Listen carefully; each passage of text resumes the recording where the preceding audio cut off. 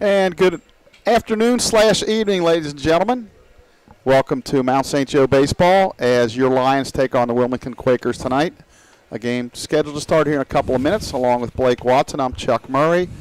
And Blake, the Lions looking to kind of get back after a tough weekend. 2 out of 3 lost to Hanover. Nothing to be embarrassed about, but I think they were really feeling confident like they could maybe get 2 in that series. Yeah, and I actually think for the most part, they still left that series thinking they might be the better baseball team. They left some runs out there. They had a couple of balls drop in some spots that shouldn't have dropped in both the Friday night game and the second game of the doubleheader on Saturday. So they were in both games, had a shot to win both games. They lost. The score of the Game 2 doubleheader didn't necessarily look it, but, loaded bases in the bottom of the first inning and only get 1 out of it. There was just some spots in that game where it was closer than the final scoreline made it seem. No question about it. I think the big play of the game is, at least from our standpoint, Brennan Martin comes up bases loaded. He hits a rocket right at the center fielder with the bases loaded. Gets a sacrifice fly out of it, but if it goes in the gaps there, that's probably 3 runs. The whole game's different, and once they kind of got up on us, the bats after that it just kind of fell silent a little bit, and it's baseball. That's why you play even at this level. You're playing 22 conference games. That's still plenty enough to kind of figure it out. You might not win head to head against certain teams, but you just try to stack as many wins as you can, and hopefully they'll get an opportunity to do that. Obviously tonight's a non-conference game to get back on the winning side, but then going to Anderson with all these weather issues potentially with Saturday, Sunday, that doesn't look so good. Maybe Sunday, Monday. Who knows? You get into Monday, Tuesday. If you're a Lions parent out there listening, pay attention to the website. Ask your kids because those games are likely going to change in some capacity. Yeah, they do have turf infield at Anderson. That started. No lights though. No lights, so they're in a situation where. One of them play it by ear. Probably Coach Newman will be talking to Coach Bear on Friday again, like, hey, what's it look like? And then Saturday. One year when I was coaching, that was just single double headers. We were supposed to go to Anderson on a Saturday, rained out. Sunday rained out. Monday rained out. We went up on Tuesday and played the doubleheader. So we eventually got it in, but it was kind of wait. We'd wake up every morning and go like, that was Coach Brandon at the time, a Hall of Famer, and he said, I don't want to bring you. We just can't risk it. Finally, we got a nice day on Tuesday and got them in, and I think we split that doubleheader if I'm not mistaken. The big thing to take away, though, Chuck, too, other than that, is like the fact that they're 5-2. They're still atop the league. Like you're still atop the standings as of today. Yeah. That series is over with. You no longer have the tiebreaker over Hanover, but everybody's still chasing you. Yeah, absolutely, and that's the thing. Again, stack wins no matter who you win against. Some teams are going to lose to some of the lower teams. Some you're going to beat some of the better teams. I mean, we swept Franklin earlier, so it all washes out. You get to a point, though, at the end of the year, you're like, hey, we need to win probably out of 22. If you go 12-10, I think you got to feel relatively comfortable. You're going to make a 6-team tournament. In the old days, 4 teams, maybe not so much, but with 6 teams, and no disrespect to some of the other teams, we feel like probably 8 teams battling for 6 spots. I'm looking over at Nolan because I had lunch with Nolan today, and I said the exact same thing. 8 teams for 6 spots, so you really only got to beat out 2 others in the grand scheme of it, because the way that tournament's set up now, with 6 teams, you just get there and anybody can win it. Absolutely. And again, we have deep pitching, so maybe in some of the other years we wouldn't feel as good, but now I think we got it shot. So I think we're going to go national anthem here. Miss Fincham, who is doing the scorekeeping, is going to go over and turn on the national anthem for us. But, yeah, I think at 12-10 probably be enough to get in. But as you said, anybody can win. It used to be like the higher seeds pretty much dominated, but there's a lot of balance in this conference right now. So, and the Lions, as we've said, there can't be a deeper pitching staff. So when they're good, they're going to be able to outpitch almost anybody in the league. Yeah. So tonight's a nice start to play non-conference because again, might not play till Sunday or Monday, and get back on the winning side here. Right now, folks, it's beautiful here. The sun's out. And but I think, as everybody's probably aware of, that later on tonight, the greater Cincinnati area is probably going to get hit and hit hard. So we're hoping to get this thing in and then get home safely and hope like heck our basements don't get flooded and we don't get hit by tornadoes or anything. Chuck, quick hits real quick as Russ calls the Lions to the field before you see the national anthem. Anton Mears still riding that 22-game hitting streak, looking to move it to 23 tonight. He's hitting all 19 games safely this year, going back 3 games last year. We'll step away for the national anthem and bring you a couple more quick hits right after this.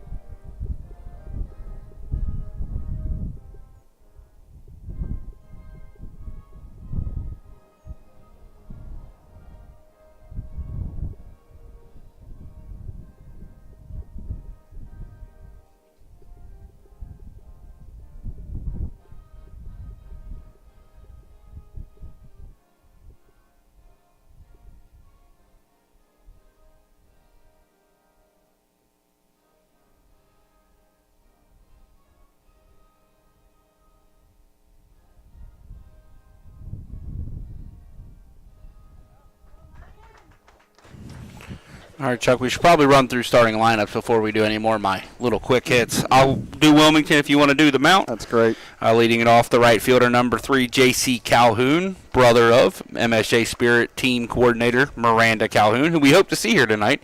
If you're out there watching, Miranda, get here. Hang out with us in the press box. Batting second, the designated hitter, number 4, Caden Baker. Batting third, the second baseman, Dominic Deppa. Batting fourth at first base, Max Gilday. Batting fifth, the third baseman, Kyle Jennings. Batting sixth, the shortstop, Avery Battle. Batting seventh, the center fielder, number 38, Braden Chambers. Batting eighth, the catcher, number 25, Hayden Kuntz. Batting ninth, the left fielder, number 16, Eli Hollingsworth. And on the pitcher, or on the mound, will be J.P. Donnellan. Yeah, for your lines will be Anton Meir leading it off in center, Jordan Harley in left, Andrew Harrison at third, Ethan Mason at short, Brennan Martin at first, Jake Sanders moving up from the 8th spot to the 6th spot. He'll bat 6th and right. Sean Moore, the designated hitter. Tyler Herber's behind the plate, Austin Buckle at second, and kind of a bullpen game here tonight. Looks like Evan Webb, usually out of the pen, is going to start tonight. Probably an inning or two stint for him. This might be Webb's first career start, Chuck. It very well could be. I'm getting confirmation from our friends with the baseball program up here that it is his first career start. On the season, Evan has appeared in 4 games, got a 2.45 ERA, thrown 3 2/3 innings, struck out 6, allowed 3 hits, 1 earned run, and walked 3. Opponents are hitting just .231 against him. Yeah, I think Evan's situation was, he was a closer type, and maybe he's kind of, I don't want to say lost that role, but they've got some young arms that have stepped up, so he's maybe not getting as much time as he'd like. So the first pitch of the ball game's breaking ball down. Start time for Miss Fincham, 6:01. She's all over it with the thumbs up. Calhoun leading it off, coming in and hitting .284. Pitch that swung on and popped into center field. Meir over into right center. He will make the catch for out number 1. Yeah, it looked like Anton didn't see it off the bat and then found it and went and made the catch. So good 2-pitch out there for Webb. Yeah, because, Evan sometimes goes deep into counts and really tries to really paint the corners and falls behind guys, so that's good to see. Yeah, Evan's a breaking ball first guy. He kind of pitches off of his breaking balls. He's got a couple different ones. And then he uses the fastball kind of later in count. So if he can't locate that breaking ball early, he struggles to get ahead. That's a called strike. Breaking ball drops just inside. 1 ball, 1 strike. Calling the balls and strikes is Justin Penix. On the bases, Lyle Travis.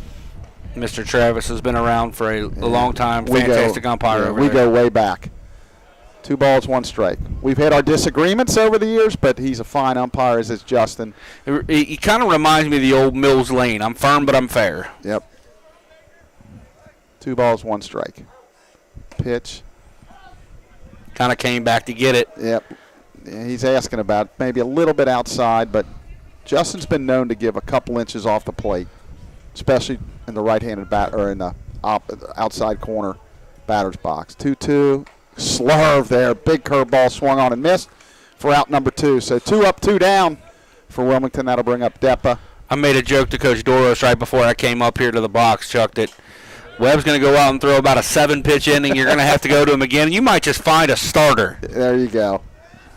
Stretch him out in a hurry. He's a senior. Yep. He's ready to throw whenever you need him. Deppa steps in, the left-handed hitter. That swung on and fouled, or swung on and missed, excuse me. No balls, 1 strike. Overall series history, the Lions lead it 31-16. Ball pulled foul first base. They've won 21. They went 21-10 at home and 8-6 on the road, including a couple in Chillicothe, as Chuck told me the other day. Yep. Out by my lake property. Yeah, it's a nice turf field. It's somewhat like a Florence type stadium. That bounced in there. Over the last 8, though, Chuck, Wilmington holds a 5-3 advantage in this series. Feels like Dominic Deppa's been in all those games. He's been around a while. 1 ball, 2 strikes. Really good player. Pitch swung on and missed. Herbers will finish the play by throwing to Martin for the out. So Wilmington goes 3 up, 3 down in the first. We're in the middle of the first. Wilmington nothing. Mount St. Joe coming to bat on the Mount St. Joe Sports Network.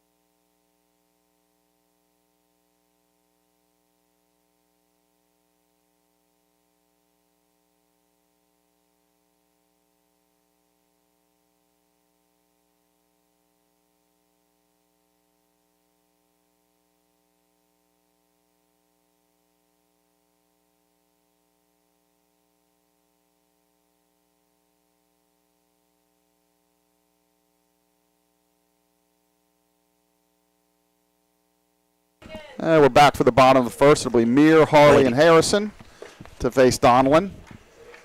Wilmington comes in with a 7-11 record. Mount St. Joe at 14-5. Chuck, for Donelon, this is his 4th appearance, 2nd start. Only 9 innings pitched, allowed 15 hits, 12 runs, 11 of those earned. 6 walks, 8 strikeouts, an 11 ERA, and opponents are hitting .333 against him. Well, again, it comes back to what Bill Parcells used to say. It's not who you play, it's when you play. And they had a conference doubleheader yesterday, so they're better guys were pitching. And it's not to say that Mr. Donnelly couldn't come out here and shut us down, but clearly he's not one of their better guys as he's looking for something. He didn't have the call sheet. Yeah, okay. He needs to know what pitches to throw. Brings up Anton Meir to lead it off. Chuck, Meir is hitting .372 on the year, 23 or 26 in stolen base attempts. Yeah, he's had a fantastic, So, that hitting streak's still going. He told me before the game we could go ahead and mark him down for a first inning home run. Oh, okay. Ball 1 here. Defensively, Kyle Jennings, a third baseman, a step or so in front of the base, but Anton will bunt for a hit if called upon. That's line right at the center fielder. Hit good. Yeah, Chambers right in his tracks. Out number 1. Feels like beating a dead horse a little bit, Chuck, but we talk about it every time we do these Mount games. This offense goes as these top 2 guys go. They really do. And all credit to Ethan Mason, Harrison, and Martin for driving them in. But, boy, they're usually coming up with a couple guys on base almost every time. Talk about it. They're the straw that stirs the drink. Yeah, I think I said back in the 80s the Cubs had a couple guys that led off. They called them the daily double. There's a ground ball to second. Up with it is Depa, throws him out. So quickly 2 up, 2 down. 2 quick outs for Donelon, and unlike the Lions, they do not have anybody throwing in the bullpen. So my guess is he is out there as a normal starter here. Yeah, I would guess so. He's going to go as long as he can, and maybe get Wilmington. Coach Craddock's probably hoping to get a lot of ground balls and make the plays. Harry takes a called strike on a breaking ball. We were talking before the game how, we both love the turf infield, and it just makes the game so much better. You don't get any bad hops in most cases compared to maybe a dirt or grass field. That's low and outside. And to his credit, Coach Craddock was throwing some beautiful BB before the game. Yeah, I complimented him on it, too. From the left side, yeah, pretty. That's really nice. He was hitting a lot of bats. Harrison comes in hitting .250, kind of a statistical anomaly as he pounds one through the left side for a base hit. Yeah. Harry hitting just .250, but a .493 on-base percentage, Chuck. Yeah, he's been fantastic in that 3-hole. He's either getting hit by the pitch or walking or getting base hits. So 2-out single by Mr. Harrison will bring up Ethan Mason. Harrison has been on base 25 times this year via some sort of free pass, Chuck. And that's, halfway through the season. So he has more of those than hits. That's crazy. Double more. So Mason will step in. Mason, .319 on the season. 1 home run, a team leading 25 runs driven in. And usually he comes up with a couple guys on, but he does have Harrison at first with 2 outs. Pitch, fastball right in there, called strike 1. Good fastball at the belt there from Donelon. Kind of had a little bit of run back towards the hands of Mason. Mason did not have a great day on Saturday. Some soft contact early in counts, didn't put together great at bats. It would be good to see Ethan get going here. Yeah, that fastball did kind of run back in. I think it fooled him a little bit. Pitch, that's ball, check to swing, 1 ball, 1 strike. Same kind of run on that fastball, even though it missed up. It's still more of a 2-seam variety that will run in on the right-handers probably all night. Well, I guess Coach Miller isn't here yet because we got Coach Kittle in the first base box and Coach Cam, who loves coaching, third in the third base box. Pitch, that swung on and hit pretty good to left field. A little bit off the end, I think. Yeah, just missed it there as Hollingsworth makes the catch at the end of the inning. So the Lions do have a hit. They strand a runner. We're through 1 complete, no score on the Mount St. Joe Sports Network. Here early in the game, we'll take a moment to thank a few sponsors here. The Lions, as we've talked about during all of these broadcasts lately, have reignited the Dugout Club and are very appreciative of everyone that has donated to that club. At the double level, the Perry family, Kim Price, Lois Gutzweiler, Tim and Chris Berger, John and Lori Webb. The Adamson-Kostopoulos family is a triple donor. Tony and Nancy Isaacs, triple donor. Aaron and Jeremy Viltro, former player under Coach Murray, triple donors. Robert Redding III, a former player under Coach Murray. At the home run level, Mark and Emily Mason, Dayton Pediatric Dentistry, Pete and Amy Meir, and the Lawson family, and our Grand Slam donor, Snyder's Brothers Electric.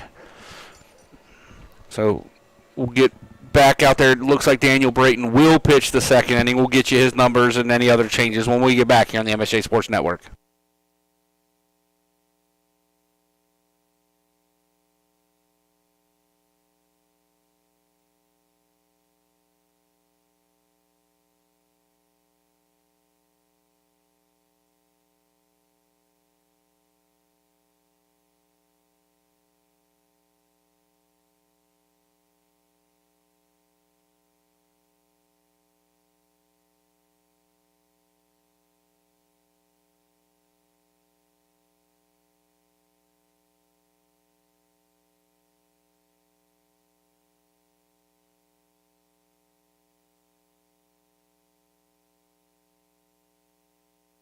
And we're back for the second inning. Leading it off will be Gildia. So I believe this young man's from Moeller High School here in town. A two-way player for Wilmington. Started one of the games yesterday at Capitol through 8 1/3 innings. Good fastball for a call choke. Got a new pitcher on the mound, Blake. Daniel Brayton. Brayton has been one of the line starters here for most of the year. Struggled a little bit of late. This is his 7th appearance of the year, Chuck. First relief appearance. That swung on and hit foul past Harrison at third. So quickly, no balls, 2 strikes. I did not see his Friday start, but it sounded like he was in the zone, just got hit around a little bit. Yeah, just I call it wild in the strike zone. Just, when he missed pretty much right down the middle. Field A, who's at the plate, the Moeller product, is the leading hitter for Wilmington, hitting .358 coming into today. Grounder to Harrison. Harrison to his left. Hat falls off. Throw in the dirt, but Brennan, I say in the dirt, in the turf, and he makes a nice pick over there. So for out number 1. The wind blowing a lot here. Harrison's hat went flying as he fielded that baseball, came up to throw it, and it blew about 15 feet, almost into the outfield, Chuck. Yeah. It might have messed Andrew up just a little bit there. Good out for Brayton. Retire the best hitter for Wilmington relatively easily. That'll bring up Kyle Jennings, third baseman. Pitch up and out, ball 1. 1 ball, no strikes. Jennings hitting .343, started 12 games. Pitch, good breaking ball for a called strike. 1 ball, 1 strike. Yeah, Daniel needs a nice outing here. Get a little of that confidence back. I think they have a lot of faith in him, but they'd like to see a little bit better results. It's one of those games where, because it's a midweek against a non-conference opponent, it's a good spot to throw somebody that's been struggling and hope they kind of find it. Right. Even a good inning can change things. Correct. It's just like the batter who's in a slump rolls one through the 6 hole or the 4 hole, and all of a sudden they're back. They're back. 2-1 delivery. That's ball 3. I think at times he tries to be a little bit too fine, especially behind in the count. Yeah, his stuff's good enough to get guys out if he's just willing to throw it. Yeah, challenge. Not middle, right. But, cut the plate in half and pick a spot. 3-1. That's grounded to short. Mason Fields throws to Martin for out number 2. And Big stretch over there by Brennan. Again, you just can't say enough about just because the size of Brennan. It's such a big target for those guys. That looked like a decent stretch for him, but if that guy's 6'1" at first base, maybe that's a huge stretch. Yeah, it might be a throwing error. So that'll bring up Battle. Battle, the freshman shortstop from right here in Cincinnati, Ohio, went to Roger Bacon High School. Yeah. Good curve for a strike. Yeah, Avery Battle, head coach Tim McCoy at Roger Bacon, played for me many years ago. Battle putting together a solid freshman year, hitting .294 with a double. Started all 18 games for Wilmington. So a pretty good recruit for them. Yeah. That's line to left. That's going to be a base hit. Harley over to cut it off, and so that'll be a 2-out single for Battle. Pretty good swing there. Really good swing. Hit it hard in the left field. One of those unnoticeable plays, especially on the live stream. That ball had a shot to bounce past Jordan Harley. He almost ran past it. We've talked about it a couple times being out here. The outfield's definitely choppy. As the ball starts bouncing towards these outfielders, it's bouncing all over the place. Yeah, you got to be pretty conservative out there. 2 outs. Pitch that's lined to Buckle. He drops the balls. He got time to recover. Nope. That'll be a fielding error on Mr. Buckle. Hit pretty hard, but he should have came up with that one. So he pounds his glove knowing that probably should have made that play. So that'll go down as an error on the second baseman. That'll extend the inning. It's one of those spots where Buckle kind of got caught in between hops. Has to do a better job of either coming to get that one or playing it back and catching it on the hop that he wants to. So Brayton in a little bit of a jam here. This is number 25, the catcher, Kuntz. Just inside there. Yeah, tried to go with that front door breaking ball and missed. Wilmington threatening here with 2 outs in the second, Chuck. Yeah, when you give team extra outs, that can be a bad omen, but there's a called strike. 1 ball, 1 strike. The Lions on defense. Harley in left. Mir in center. Sanders in right. Martin at first. Buckle at second. Mason at short. Harrison at third. Herbert's behind the plate. And Brayton in his first inning has webbed through a scoreless first inning on the mound. Pitch. That's bounced foul. 1 ball, 2 strikes. Good pitch there from Brayton. Yeah, it was. He just got a piece.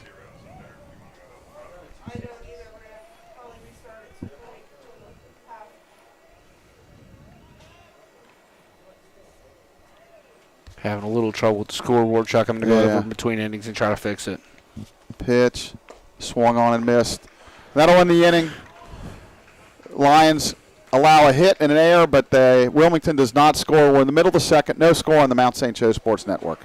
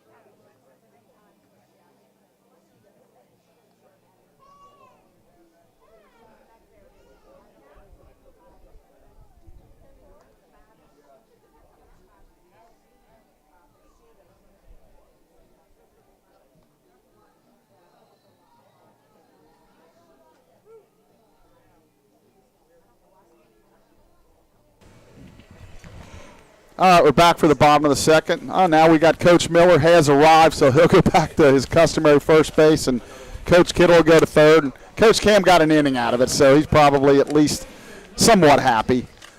So Brennan Martin will lead it off, followed by Jake Sanders in the 6th hole tonight, and Sean Moore, the designated hitter. Martin comes into today hitting .371, a team-leading 5 home runs, 23 RBIs, and a .588 on-base percentage. Yeah, that's some fantastic numbers. Pitch that swung on and lifted high in foul territory. Over to the third baseman Jennings. He will make the catch for out number 1. Yeah, bad swing on a pitch that Brennan probably shouldn't have swung at. Kind of down and away from him. Not much he could do with that pitch. Yeah, I guess the only, and gosh, the Lions as a team are hitting fantastic. The only criticism I might have is sometimes they get a little over anxious and not willing to maybe take a strike that maybe isn't a good strike to swing at. It's funny because I was getting ready to compliment Brennan on the fact that he's walked 15 times this year. Part of that might be the fact that people aren't as willing to pitch to him. But yeah, there's been times when he's got nothing at all. But so Jake Sanders steps in. Jake leading the team in hitting. Just been fantastic so far. Pitch that swung on and lifted to center field. Back a couple of steps is the center fielder Chambers. Almost to the warning track, and he'll make the catch for out number 2. It kind of got out before I could mention this, but Sanders continued his torrid stretch last weekend of the series against Hanover. Since the start of HCAC play, the senior is hitting .615, 16 for 26 with 4 doubles, 2 home runs, 11 runs driven in, and is 4 for 4 in stolen base attempts. Yeah, that's pretty sick. That was not on my bingo card to start the year, Chuck. Yeah, that's pretty sick. Pretty excited for that kid. Nobody really deserves it better over in that Lions dugout. Pitch to Moore. That swung on and drilled to left field, but again, right at the left fielder, Hollingsworth. I think I jinxed it because I said Wilmington looking for a lot of Adam balls, and so far that's the case. So no score through 2 on the Mount St. Joe Sports Network.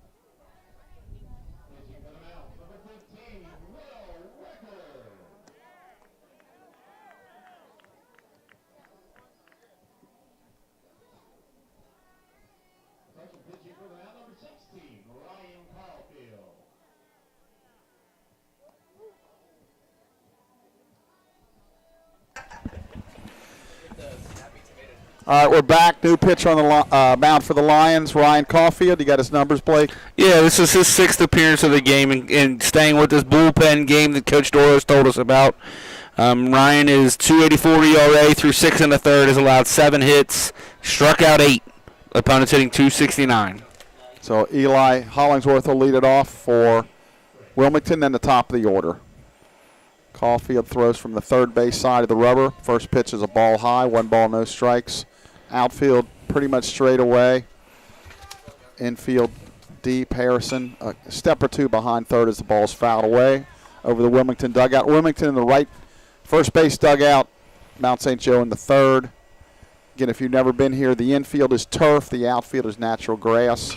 That swung on and lifted down the right field line. Foul. It'll drop. There's plenty of foul territory here at Midland Field. Plenty. So there's going to be a lot of foul balls that are hit that guys just can't get to.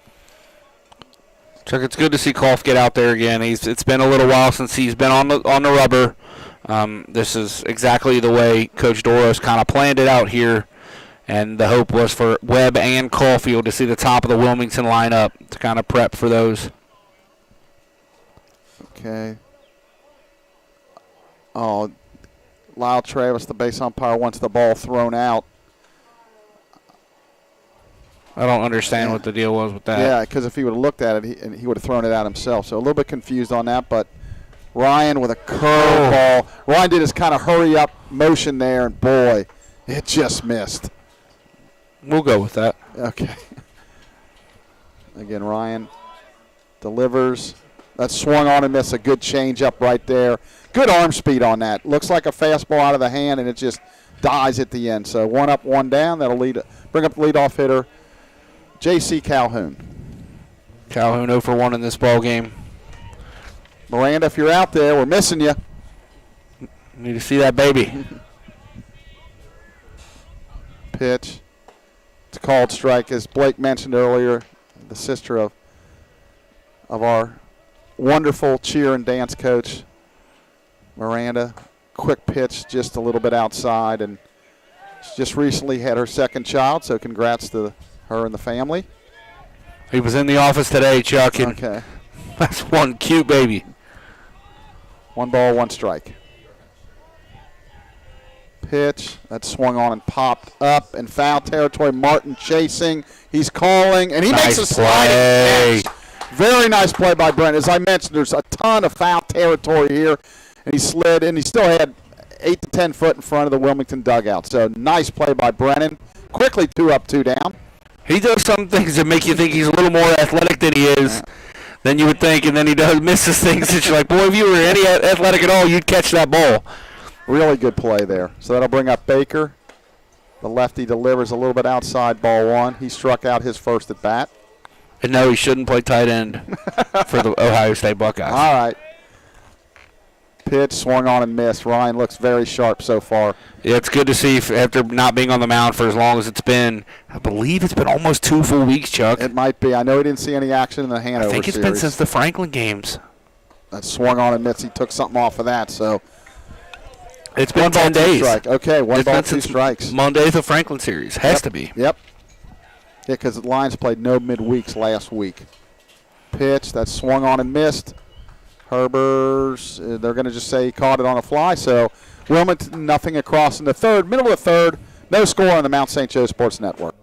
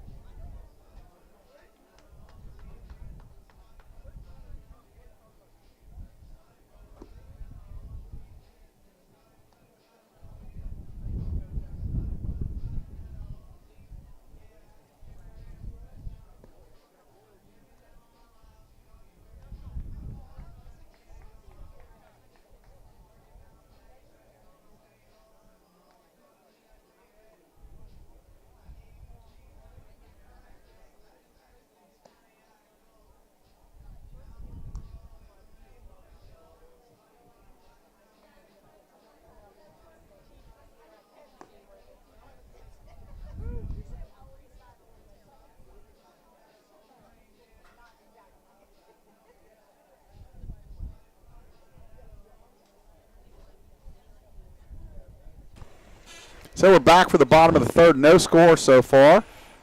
Tyler Herbers will lead it off for the Mount, followed by Buckle, and then top of the lineup, Demir. Chuck Herbers comes in hitting 286. This is his 9th start of the season. 464 slugging, 412 on base. Lions got to start to get some production out of their backstops. It's been a little bit of a struggle for both of them offensively the last week or so. Yeah, Tyler has been pretty consistent in his 4 years, usually around that 280 to 320 mark. There's a curve that hits the outside corner for called strike one. Got a pretty wide spot where he likes to hit it, roll it right past the mound up the middle as the shortstop is way towards the 6-hole battle. Another bracket ball that stays outside. 1 ball, 1 strike. So the Lions have hit the ball hard so far, but really nothing to show for it. Delivers. That swung on and missed. A pitch a little bit out of the zone. 1 ball, 2 strikes. Donovan living away from these right-handed Lions hitters. Soften away, and I've seen him come hard in a couple times with that kind of running fastball. Yeah, the mistakes he's made, they've been able to hit him right at him.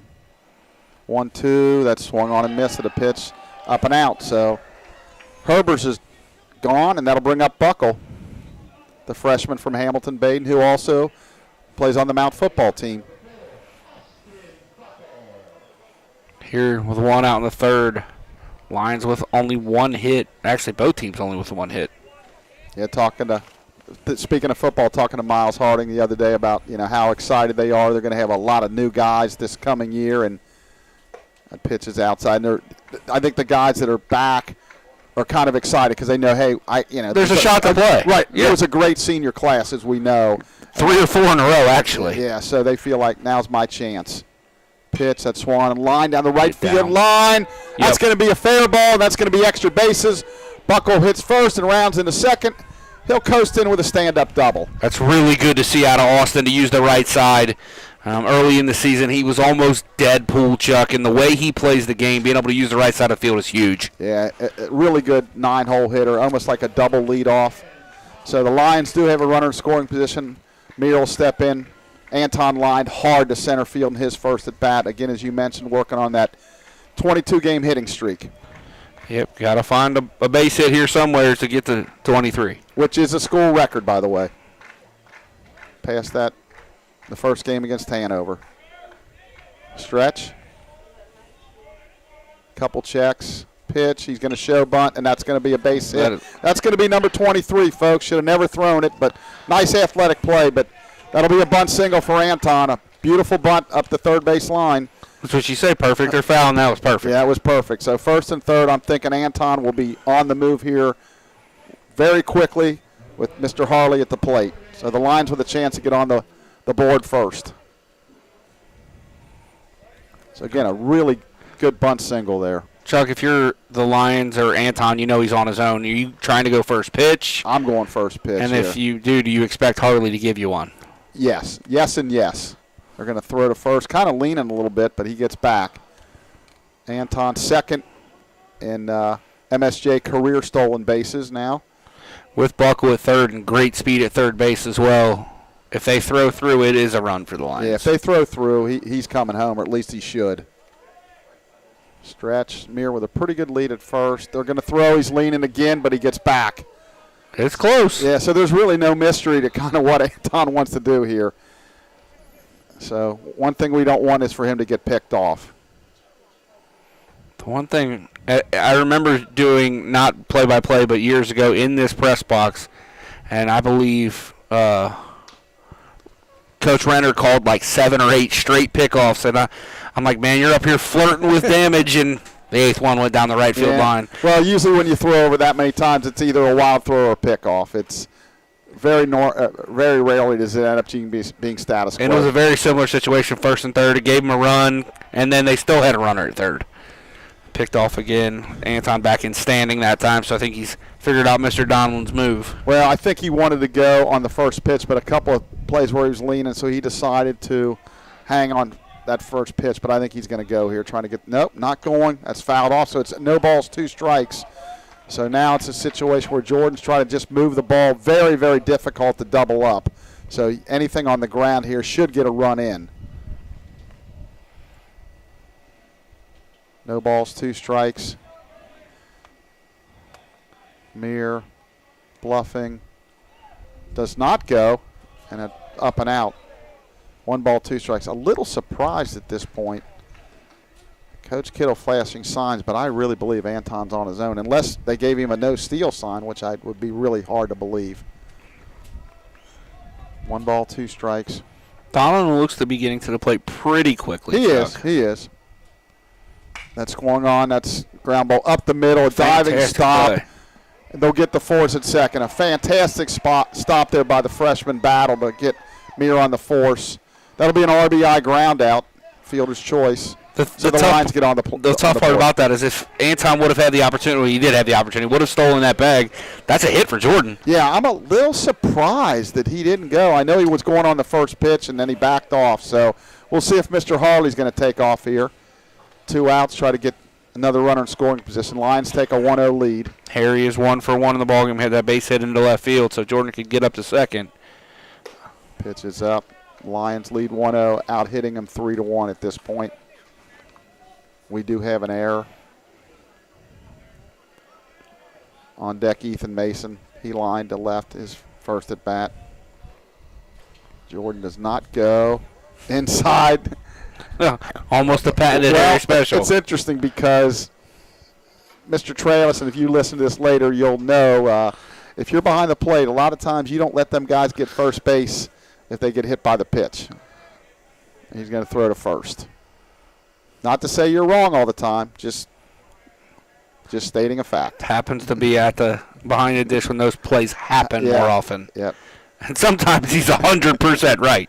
Stretch, pitch. There's a good fastball on the outside corner. There's a delay steal, and he is going to be out. So he's thrown out on a delay steal. The Lions do get a run. We're after 3 complete here at Midland Field, leading 1-0 on the Mount St. Joe Sports Network.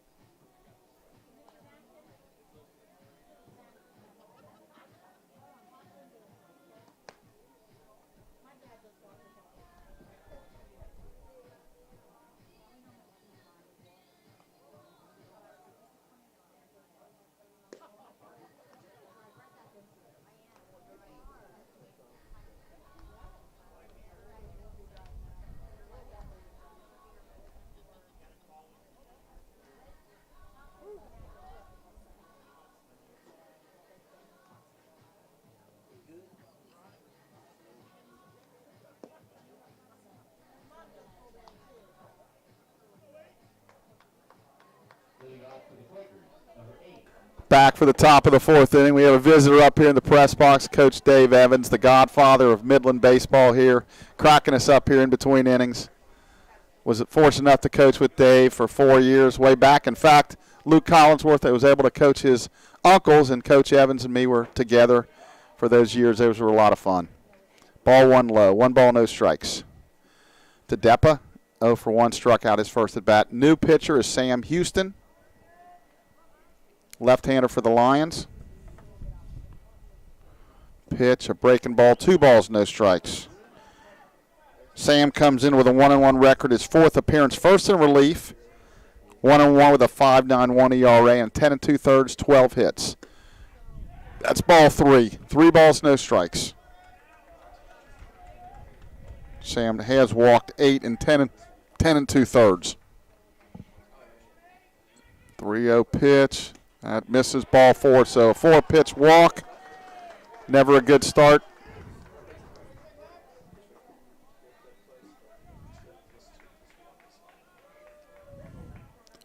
That'll bring up Max Gildea. Grounded to Harrison, his first at bat. As we mentioned before, him leading the team in hitting. Sophomore from Moeller High School here in town. Houston stretches. Pitch. Good fastball for a strike. No balls, 1 strike.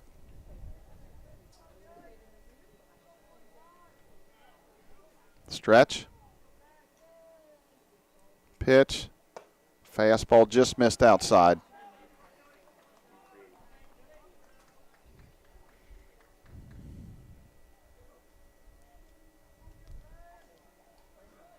Stretch. Sam delivers. That swung on and lined hard but foul to left field. 1 ball, 2 strikes. That curve hung a little bit. Godea hit it hard but foul.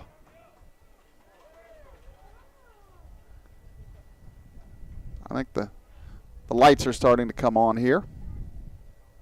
Coach Evans would call them the candles.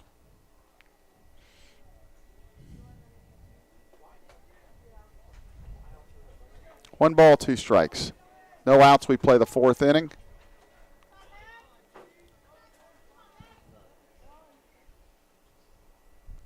Pitch. That swung on and fouled. Good fastball. In 1999 baseball season, when the Mount joined, where they formed the HCAC conference, Wilmington was a member that first year. And they jumped to the OAC and been there ever since. Stretch. Pitch. That's grounded to Harrison at third. Backs up. Long throw to first. Pulls Harrison off the base, or Martin off the base. That'll be a throwing error on Harrison. So I think Andrew read that wrong. He backed up on it, and instead of getting it on the high hop, backed up and made it a tough play, because I think if he fields it correctly, he's got to force out at third. So runners on first and second, nobody out. That'll bring up Jennings. He's 0 for 1. So Houston, a little bit of a jam here.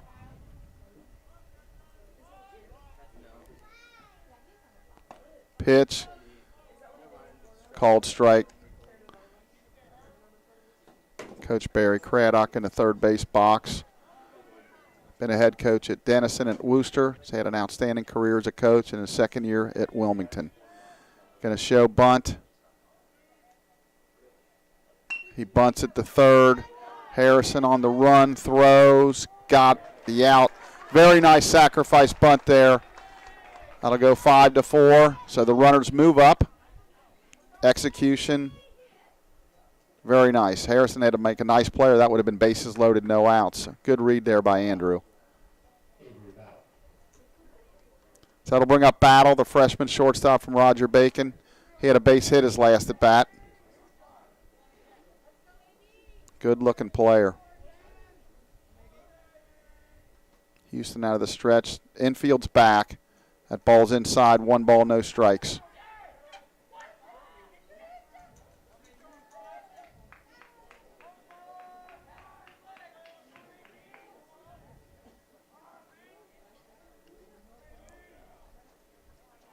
Houston stretches, delivers. That swung on and hit a ton to left center field. Way back. And it's going to be up against the fence. 2 runs are going to score, and Battle's going to coast in with the second with a double. So 2 for 2 is Mr. Battle as he drilled at the left center field for a 2-run double. That gives Wilmington a 2-1 lead.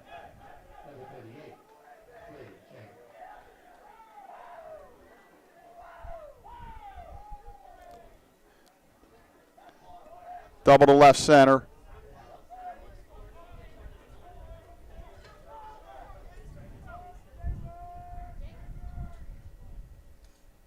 Pitch, that's a fastball down and in. 1 ball, no strikes.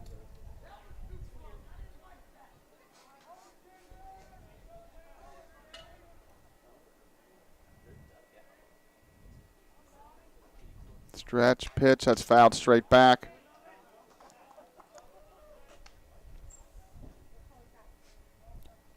One ball, 1 strike. Wilmington has taken the lead here with a 2 spot in the 4th. Make sure you keep that runner close. Make sure he stops his feet out there. He'll steal third base. Pitch. That swung on and fouled down the right field line. Sanders chasing, but as I mentioned before, a lot of foul territory here at Midland Field.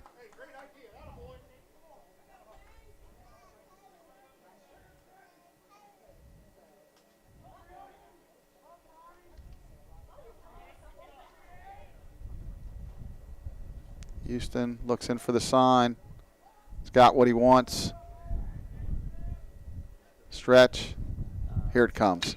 That's lined into left field, a base hit. Harley charges hard. They're going to wave him around and just not able to come up with it clean. Again, we talked about that, so that'll be an RBI single there as Wilmington takes a 3-1 lead.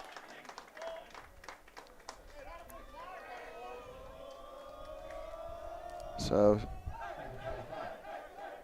they've hit us with a 3 spot, still only 1 out as they continue to bat here in the top of the 4th. Timeout as Coach Doris is going to go to the mound. We'll step away for a minute. We'll be right back.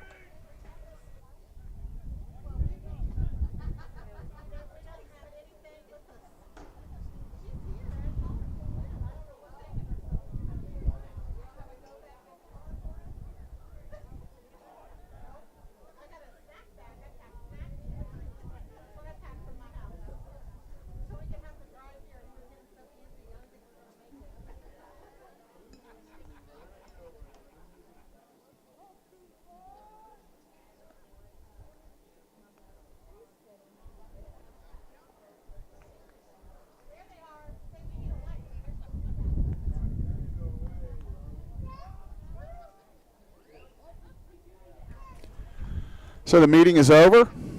Coach Doris back in the dugout.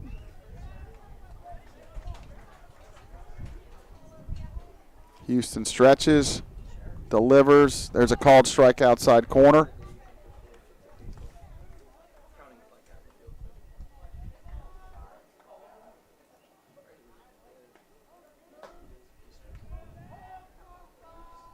Kuntz, the catcher, struck out his first at bat. That's fouled off. Quickly, no balls, 2 strikes.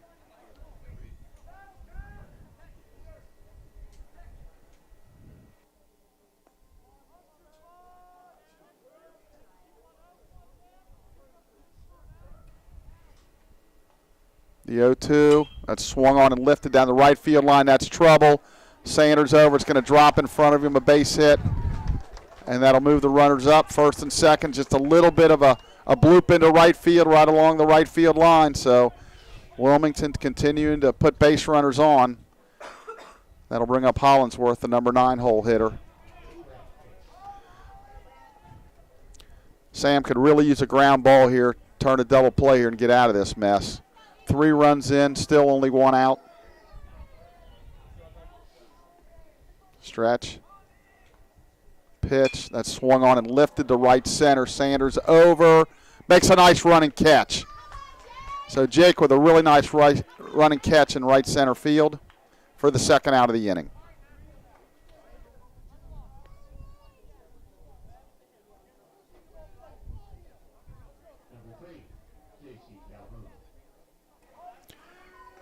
brings up Calhoun. He's 0 for 2 so far. 2 outs. Nice running catch there in right field by Sanders. Pitch. Stays away. 1 ball, no strikes.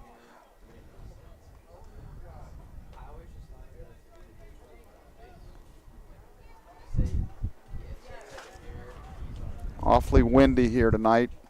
Flag blowing from right to left. He's going to throw a back pick at first. They got him. So that'll be a pickoff. 1-3 to end the inning. So nice call by the Lions dugout there as they caught Mr. Kuntz napping. So Wilmington scores 3 in the 4th. We're in the middle of the 4th from Midland. Wilmington 3, Mount St. Joe 1 on the Mount St. Joe Sports Network.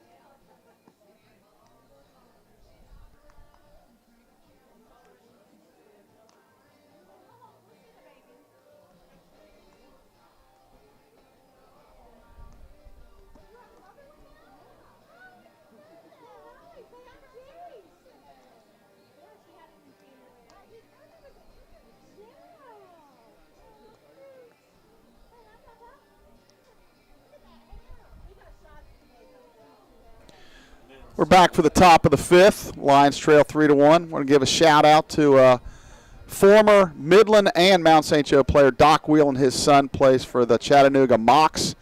He scored 12 points. His name is Bash Wheeland, a graduate of Lakota West, I believe. And they're going to be in the NIT finals as they won last night. He scored 12 points. So congrats to the Wheeland family. Doc was a tremendous pitcher for us here at Mount St. Joe back in the 90s. And we wish them well in their championship game. I would assume it's tomorrow night would be my guess. I haven't followed the NIT real close, but did watch a little bit of it last night. Doc should be proud of his son. So the Lions trail at 3-1 here as they bat in the home 4th. Wilmington with a 3 spot off Sam Houston.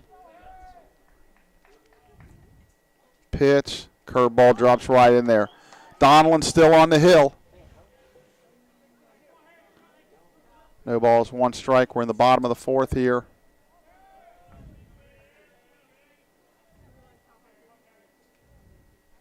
Pitch, that's outside, 1 ball, 1 strike.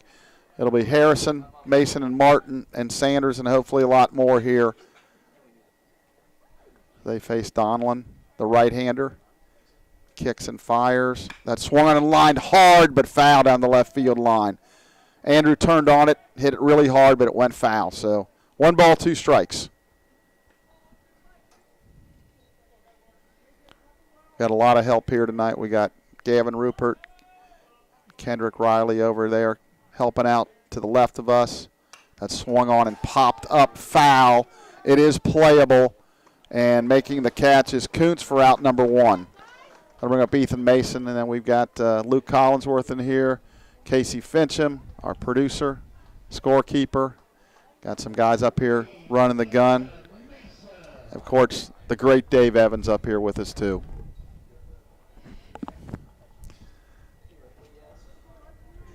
Ethan's 0 for 1, lined out hard his first at bat. First pitch is a little bit outside, ball 1. 1 ball, no strike. As I mentioned, Justin Penix calling balls and strikes. Lyle Travis on the bases. I mentioned I go back, way back with both these guys, way back in the day. 1-0. That swung on and hit pretty good to left center, but the center fielder Chambers over to make the catch, just short of the warning track. So 2 up and 2 down. That'll bring up Brennan Martin, who's 0 for 1. He fouled out his first at bat. So Donald throwing a lot of strikes, and we've hit some balls hard, but just can't find many holes. The Lions with 3 hits so far. Pitch, just a little bit high to the left-handed hitting Martin. Pretty much straight away. The center fielder Chambers slightly over in right center, but ever so slightly. That's grounded in the hole into right field, a base hit. So a 2-out single by Martin. That'll bring up Jake Sanders, 0 for 1 so far this game, but boy, has he been swinging it well. 12 for 18 last week. That's a career for some people.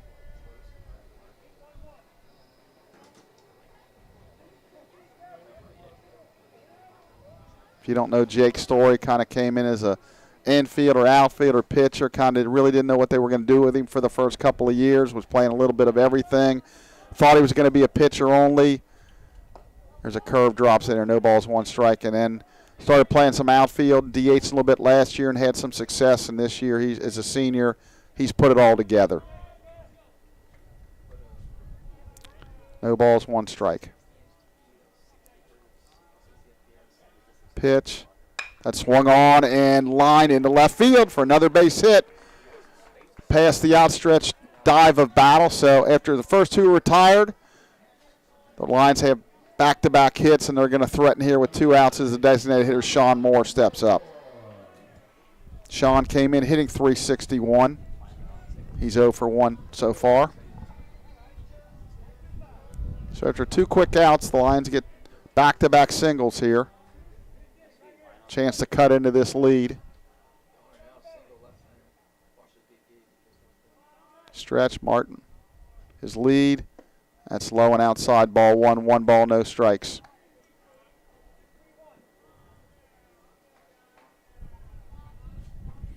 This might be the last baseball game played around this Cincinnati area for a while with the incoming weather. That's a called strike on the outside corner, 1 ball, 1 strike.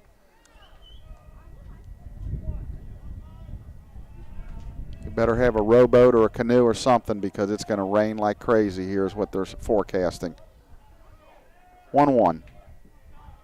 Pitch. That swung on and lifted to right. Hit pretty good. That's over the head of Calhoun. 1 run scores. They're going to wave around Sanders. The throw home, he's going to be in there, and that's a 2-run double to tie the game. So off the bat, I thought might hang up, but got over the head of Calhoun, so the Lions tied up with a 2-out double by Mr. Moore.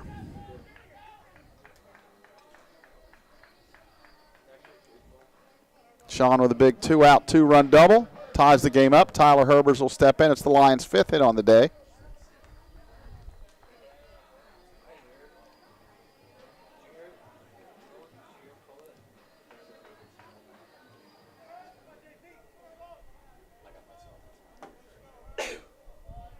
Stretched by Donlin pitches. That swung on and missed. Tied him up a little bit. Swung on and missed. No balls, 1 strike.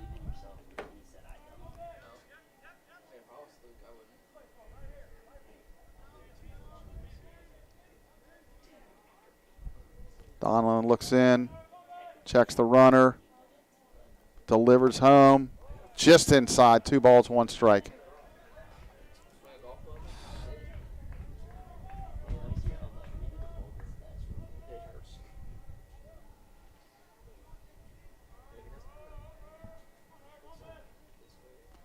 Stretch, pitch. That's outside.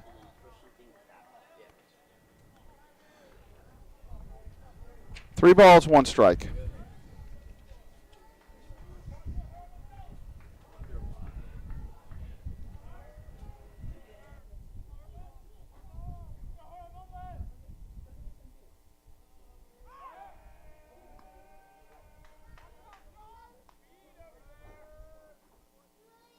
They're going to throw back and check the runner. So we think it's 2 balls, 1 strike.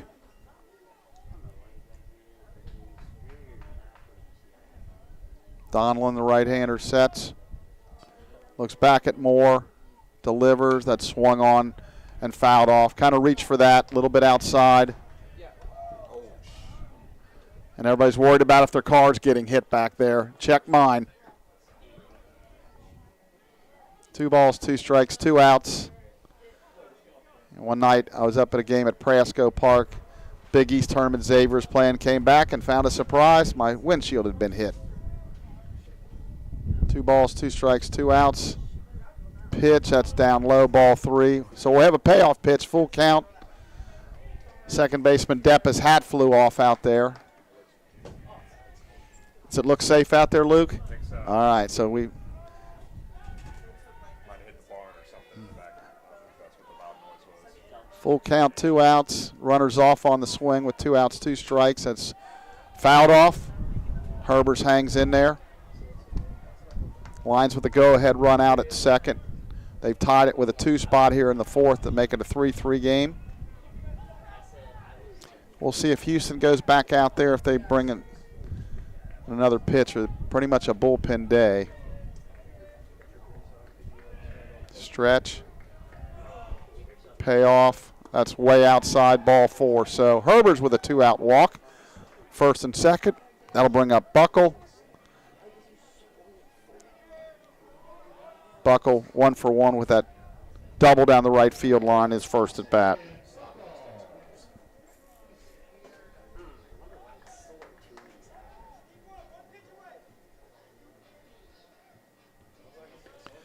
Coach Craddock's going to go to the mound, and we'll step away for a minute. We'll be right back on the MSJ Sports Network.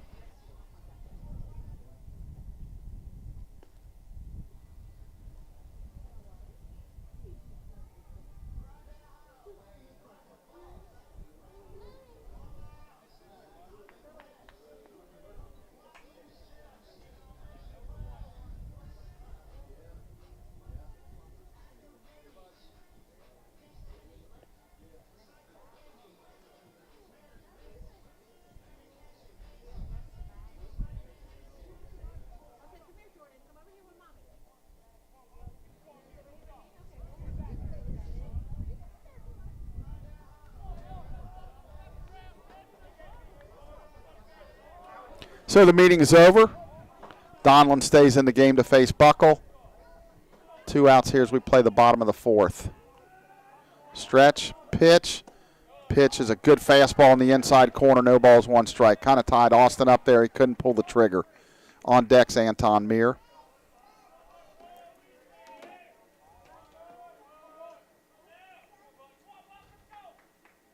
Stretch. Pitch. That swung on and missed on a foul tip. So quickly, no balls, 2 strikes.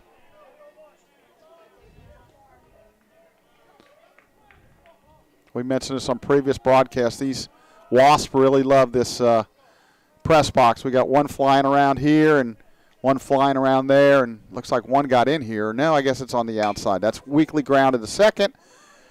The second baseman Depp is just going to run to the base and tag, force out Herbers, so that ends the inning. The Lions do tie it up. We're through 4 complete here at Midland Field. Mount St. Joe 3, Wilmington 3 on the Mount St. Joe Sports Network.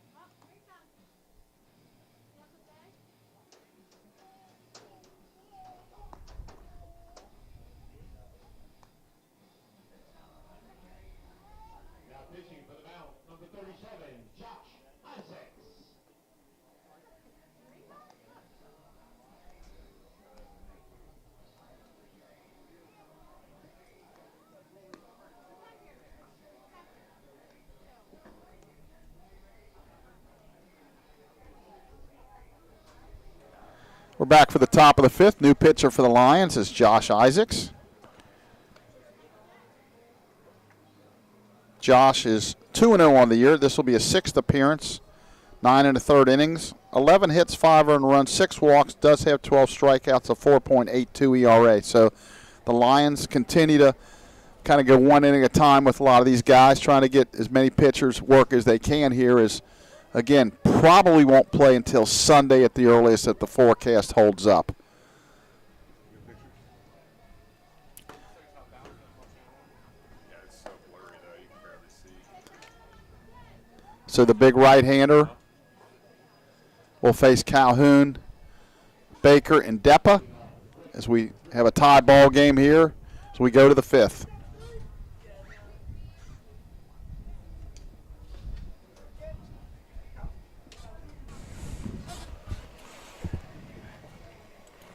So, as always, Isaacs will throw out of the stretch.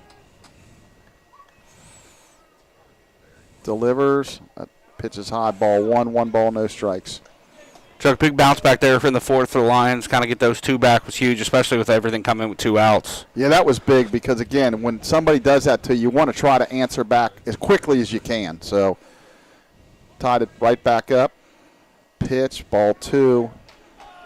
So, again, you want to, again, try to avoid that leadoff walk if you can. Especially to the leadoff hitter. Regardless of the inning, he's the leadoff hitter. You expect him to be able to run and steal some bags. That's poured in fastball, fouled off down the right field line. So 2 balls, 1 strike. There was a good fastball inside there, kind of tied up Calhoun.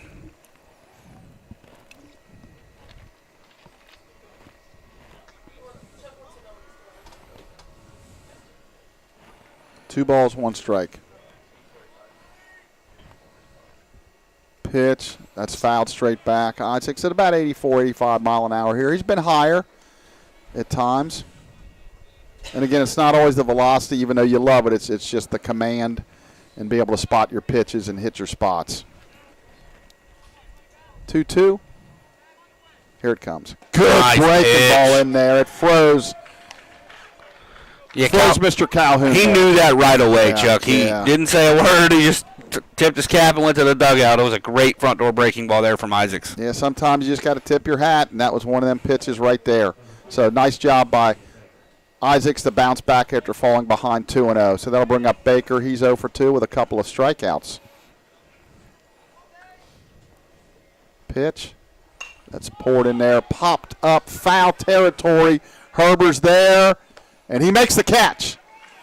So really nice catch there by Tyler in foul territory. He had to go up the line a little bit. Brennan over there to try to help him, but Tyler was able to make the catch. So 2 up, 2 down. That was a tough one, too, kind of out of his frame. Wind's a lot worse on the field, and you realize it's kind of circling, too. Down in the dugout taking pictures in the last inning, and it felt like at times it was blowing right in my face. And you can see the flag starting to point towards us instead of towards left field. Right. Well, I can tell you, as a former catcher, once it gets out kind of that circle there, that becomes a very difficult play. So that's a called strike. So that's a nice play there by Tyler. What was that one, Nolan? What? What was that? 86. So that was 86. So a little bit harder on that fastball. That bounced in there. He's going to take first base. Looked like a slider that got away from him there, and it just bounced and hit him. So that'll be a 2-out base runner there. That'll bring up Mr. Gadea. He's 0 for 2 with a run scored. Reached on an error last inning. That error was kind of the catalyst to that big inning for Wilmington. Yeah, Harry, he misplayed. He should have came and got it. Then we backed up. Then he made the wild throw. So that's a fastball that stays up and in. 1 ball, no strikes.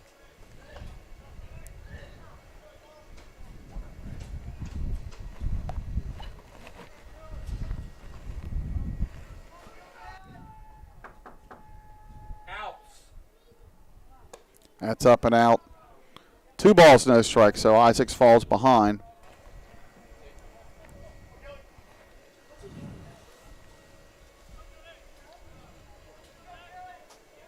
Josh stares in for the sign. Runner does not go. That swung on and fouled off. 2 balls, 1 strike.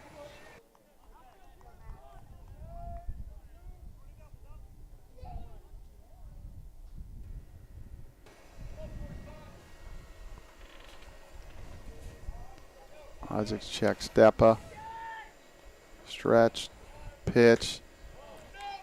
Up just a little bit. 3 balls, 1 strike. Chuck, that was definitely up a little bit, but Gilday, he's tall, staying straight up and down. That was belt at highest. It's a tough strike not to get against a guy that's about 6'4". Yeah, he could have really got that call. Pitch, that's outside, ball 4. So a hit by pitch and a walk. So Wilmington trying to duplicate what the Lions did with 2 out, nobody on, attempting to score a couple runs here. This has kind of been the bugaboo of these young, especially the relievers. You pitch well, get a couple outs, and then give up free passes, or give up free passes early and then give up soft contact that drives in a run. Just those free passes, man, they always come back to haunt, especially 2-out walks. Pitch to Jennings that swung on, lifted foul. Martin gonna be close, chasing, and it hits the top of the dugout. So good hustle there by Brennan. Just ran out of room. So no balls, 1 strike, but Josh does get ahead.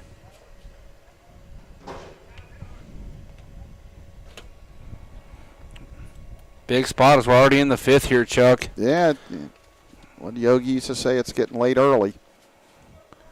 So no balls, 1 strike. Looks like nobody loosening the Lions' pen, so I think the hope is for Isaacs to get 2 innings here.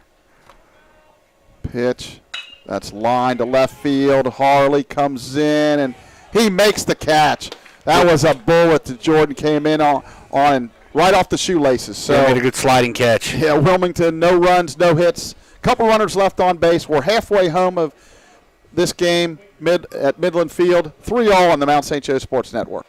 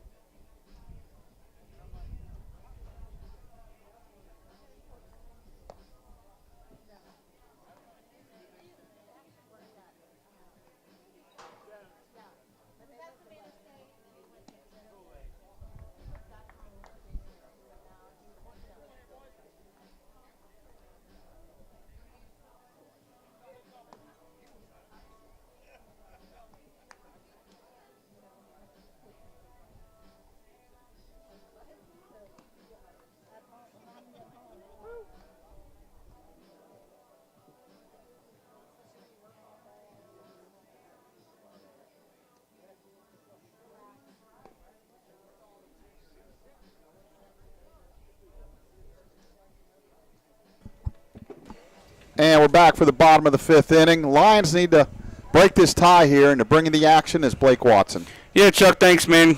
Lions, again, scraped for 2. Isaacs did a good job to strand a pair there in the top of the inning, and you got the top of the lineup coming up against Donald, who's out there for his 5th inning order. Yeah. 45 pitches up to this point, 6 hits, 3 earned runs. He's done a really nice job, pretty pitch efficient, and Mr. Isaacs can thank Mr. Harley there for that shoestring catch on that line drive. Muir steps in 1 for 2. Had that bunt single in his last about as Donald misses away with the fastball. Yeah, this time third baseman Jennings is in to take it away. Other than that, they play him pretty straight up. First baseman's even with the bag. Muir rolls it over at the shortstop. Comes up cleanly, makes the play, throw across. Nice pick over there by Gilday. That was Battle on the play. Battle's had a heck of a ball game, the freshman from Roger Bacon.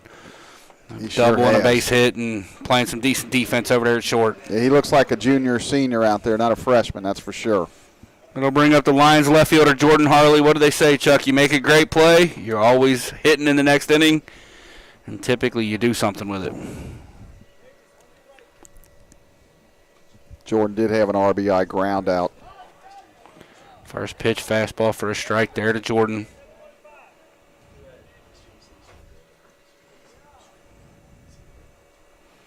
Donelon looking down at that wristband, getting the call from the dugout, has it, rocks, fires.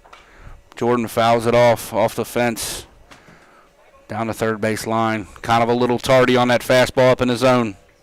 Yeah, you know, when you talk about home games, everything, this is really a home game for Jordan. He went to high school at West Claremont, which is about stone's throw from I here. knew somebody did. I couldn't remember who it was. Pitch misses away, 1-2 the count. So it's really a home game for him. I couldn't remember who it was. For some reason, I was thinking Devin Perry, but Jordan Harley makes sense too. The AD at West Claremont, former Lion football player James Collins.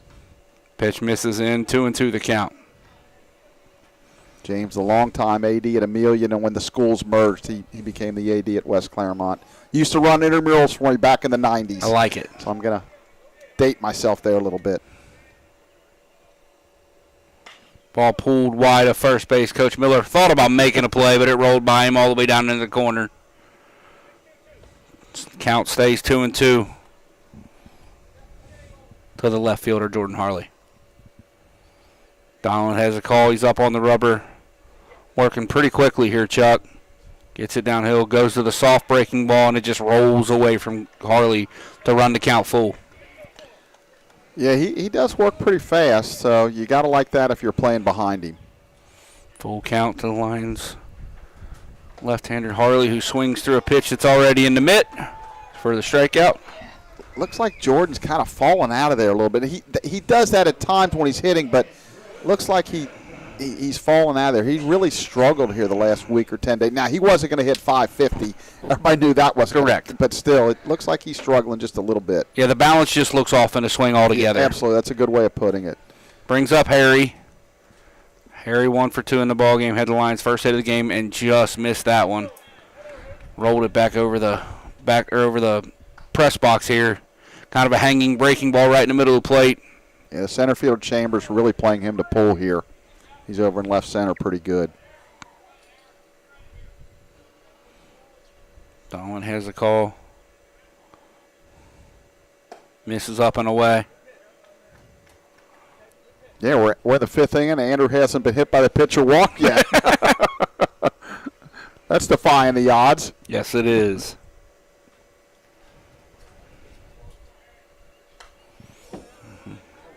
Hanover. I don't know why I'm talking about Hanover.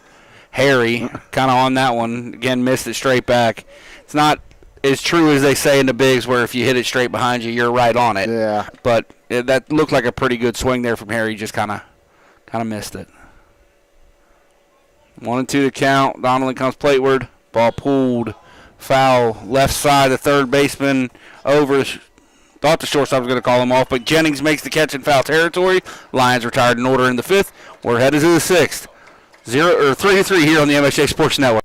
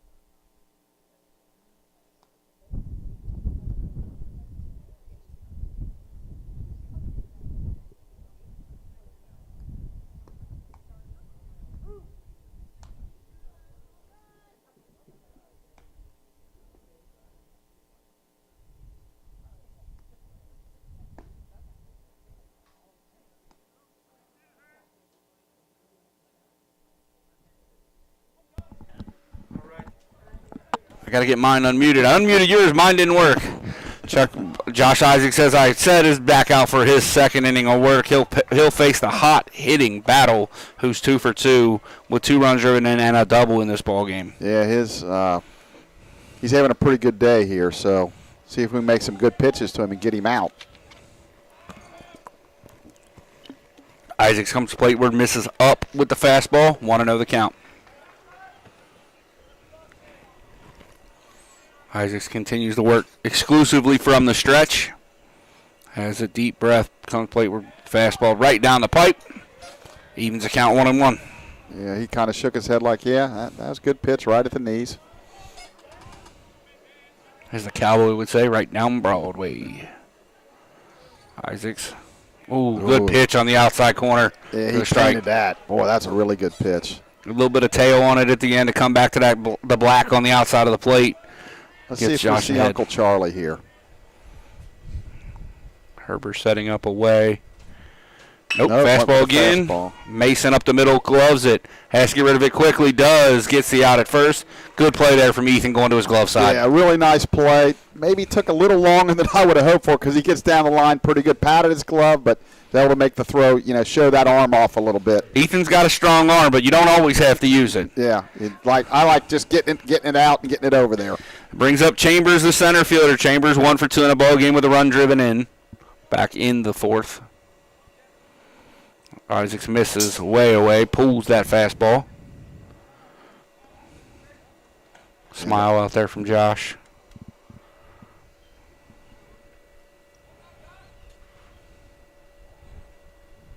Want to know the count. Comes to the plate, fastball on the outside corner for a strike. Evens the count 1-1. Josh doing a good job of pitching to that glove side outside plate. Josh has with a call. Big deep breath on the mound. Goes to it again. Yeah. They don't even have to check it as Mr. Pennick says he went. It's a good call. 1-2. That was a tight slider there. Broke late. He just couldn't hold up. When you're getting that outside pitch, it's really nice to go to that tight slider out and bury it. Goes fastball away, beats him, fouls it back. Good job there by Chambers to stay alive on a good pitch.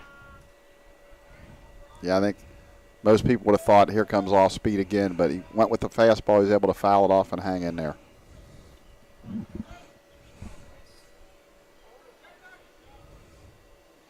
Went to that slider again. Ooh. He did everything but swing. Falling forward, balance was off, but he did a good job of holding up there, Chuck. And he had to hope Mr. Pennick's called the ball because it was a pretty close pitch right there. 2-2 the count now. Line's big right-hander. Continues to take a deep breath. Ball lined just over the outstretched arm of a leaping Ethan Mason into left center field. Mirror up cleanly with it. A big turn for Chambers, but back into first base. It's just a base hit. Yeah, Ethan almost looked like he mistimed his jump a little bit there. I don't know if he would have got it, but he definitely mistimed his jump. Brings up the catcher, Kuntz. Kuntz 1 for 2 in a ball game. Struck out to end the fourth.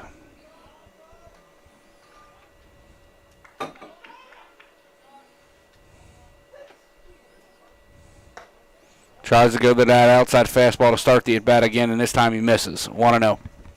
Like you say, he's just pulling it a little bit there.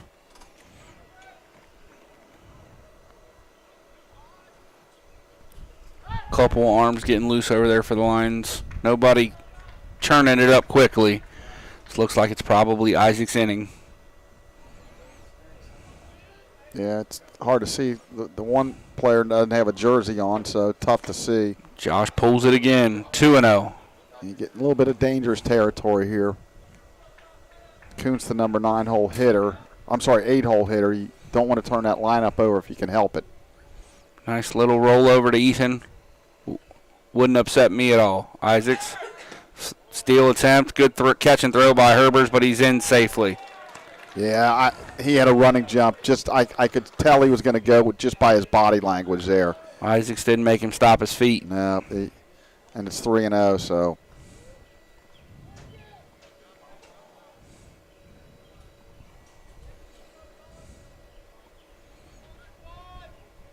You would assume Kuntz has the take sign here, and Isaacs pulls it again. Good job by Herbers to stop the wild pitch there. Yeah, for sure, boy. That had wild pitch written all over it. 50-foot fastball that was outside his frame. Great pick there by Herbers.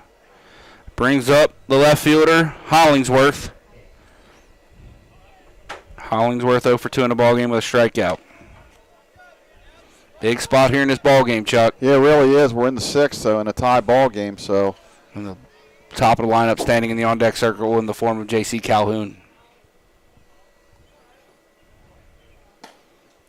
Yeah, continues to pull that fastball, Blake. Yeah, I wouldn't be surprised to see Coach Doros go out and give him a little pep talk here. It's 5 straight, Chuck.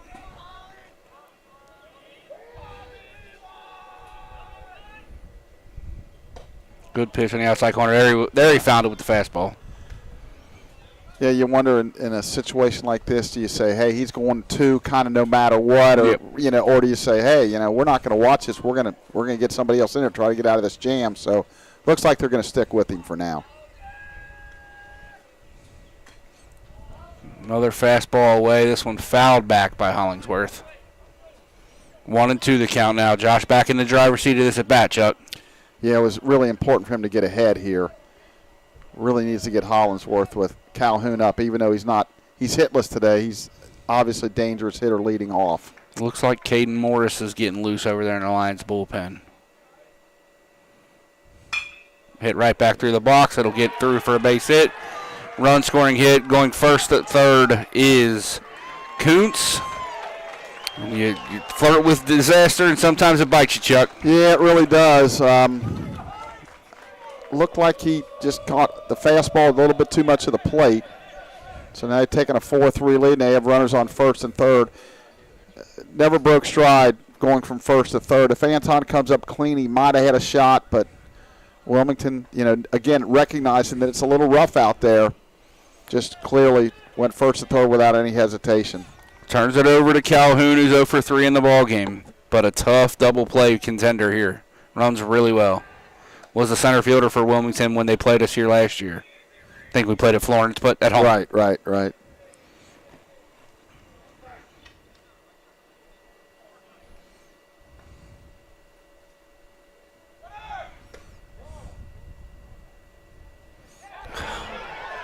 Lions trying to run a first and third play. The stolen base by Hollingsworth gets 2 into scoring position. Buckle, I think Mason thought Buckle was going to cut that. Right. Luckily, the Lions were able to get on that quickly and not surrender another run. But now there's 2 in scoring position for the leadoff hitter, Calhoun. When I was coaching, we would always say to the catcher, pretend that the second base was not even there. Just throw it directly to the base, and if it's a good throw, the guy can cut it off if he needs to. Bucks. I don't know why I thought of Jackson Bucks. Isaacs evens the count 1-1 with the fastball up and in. Lions playing back, willing to concede 1 here. Wilmington does have a little bit of action in their bullpen. Nobody, again, cranking it up. There's a nice job by Herbert. Boy. Another really good play by Tyler as the breaking ball got bounced there. 2-1. Yeah, I'll be honest with you. I don't know how much longer you want to go here. I mean, you're down 4-3, and really like to get this non-conference win if you can. It doesn't mean anything in the HCAC, but you'd like to try to get back on the winning track. Fastball in. Calhoun has a good offer at it, but fouls it straight back. 2-2. Really could use a strikeout here. Yeah, they're encouraging his teammates to move the ball. Now the Lions, Midland Field coming in almost halfway. Misses down and away. Continues to pull that fastball. Yep.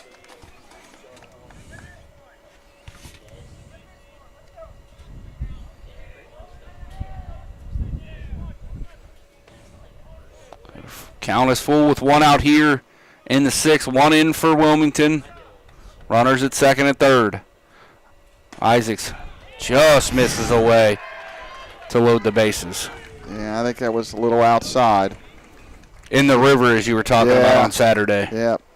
Isaac's smiling a little bit, but so we're going to have a pinch hitter here. I think we're going to have Coach Doros come out here, and he's already made the signal, I think. So we'll step away here on the MSJ Sports Network and bring you the change on the other side of this break.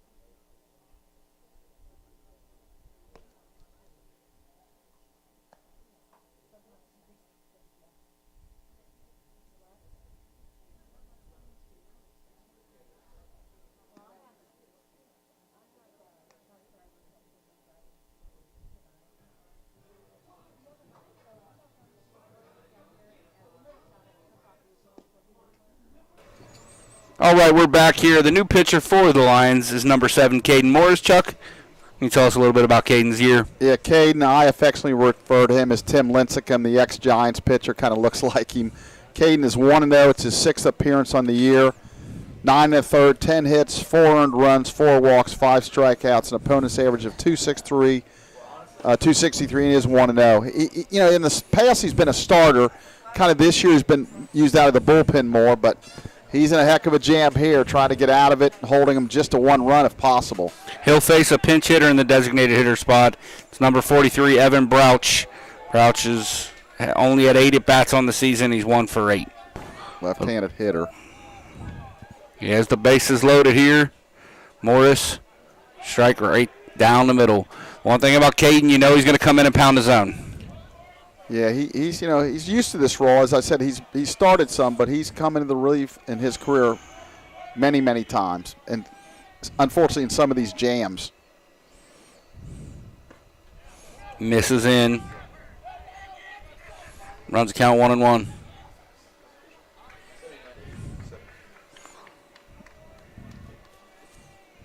Yeah, Caden relies on control and hitting his spots. Not going to overpower you. Good breaking ball outside, kind of a front door breaking ball there. That thing looked like it was headed for the right-hand batter's box and took a straight left turn to the corner. It really did. That was a nice backdoor breaking ball. Oh, yeah, backdoor. I said front door. Yeah. Struggling with the English language today, Chuck. Not a great thing to be struggling with when you're doing play-by-play. Strike 3 on the inside corner. Wow. Brouch jumped out of the way of it. Yeah, I thought maybe it hit him the way he kind of reacted, and boy, that's a big strikeout there for Morris. It's tough, and we talked about it during the Hanover series. A lot of these batters at this level, they hug the inside of that batter's box, and it can be a strike and look like it's going to hit you. Yeah, it was a heck of a pitch. Brings up Deppa. Deppa, the 3-hole hitter, in a big spot here. It'd be nice to see Morris wiggle off of this. Oh, they had the back pick there at second. Kind of a slow turn from Caden. Yeah. Safely back in is Hollingsworth. Yeah, Houston got the big pick off a couple innings ago, trying to get another big pick off to get out of a jam there. Like you say, a little bit slow developing there.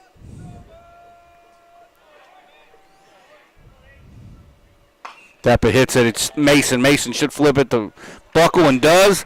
Morris comes in and gets him off the hook, Chuck. Big job there by Caden Morris. Outstanding job. Outstanding job by Caden. All right, we'll step away. Wilmington now leads 4-3 here on the MSJ Sports Network.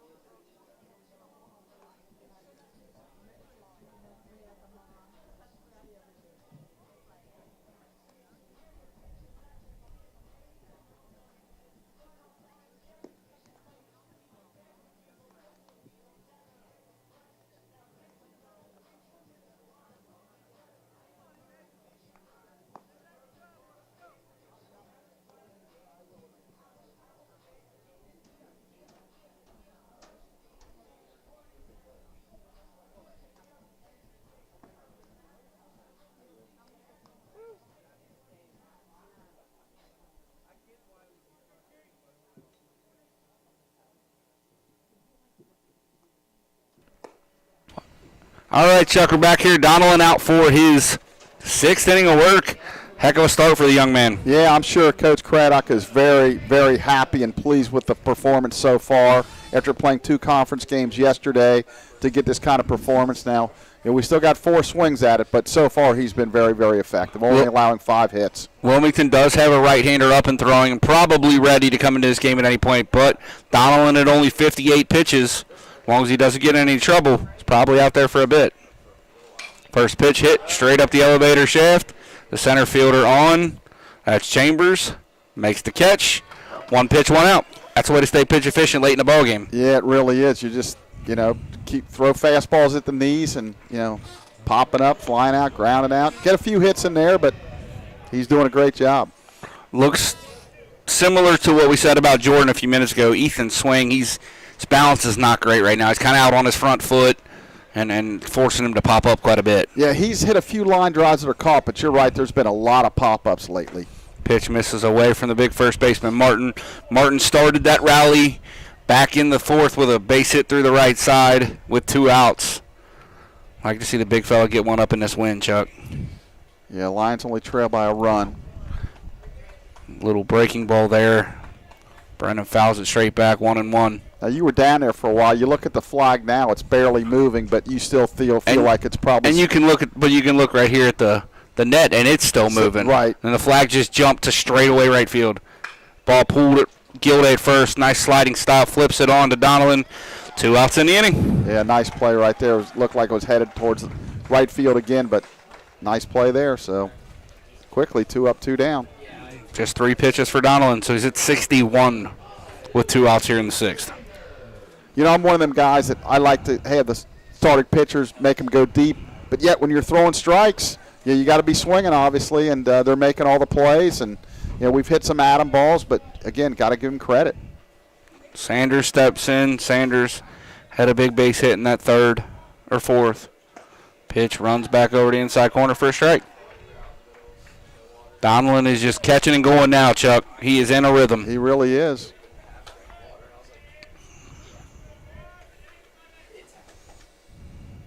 Now he pulls a fastball. Well, we'll see if we can go with 2 again. What's Mr. Lawson say? 2 out, lightning. I talked to him earlier. He said he might be out, but I guess you're at home watching, Scott. So Yeah, he said that to me. He was in the office today. Fastball. Starts away, runs to the corner. Jake's behind 1-2.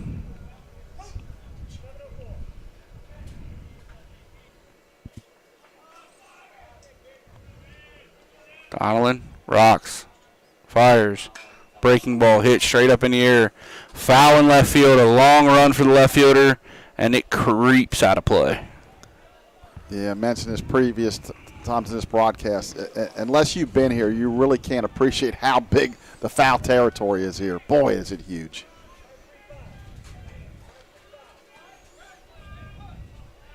Major league parks are a lot smaller with the foul territory. Donnellan, fastball just misses up and away. 2-2 the count. Yeah, the Wilmington dugout wanted that one, but I can tell you, Justin Penix, we're right behind the plate. He's done a fantastic job so far behind the plate.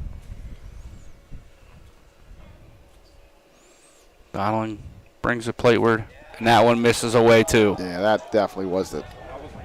Yeah, that wasn't really even close, and he wasn't going to buy that yank by Kuntz behind the plate as he yanked his glove to the outside corner. Yeah, Kuntz yanked his glove, then popped up trying to settle strike 3, and was definitely outside. Counts full. Fastball. Sanders spoils a good one.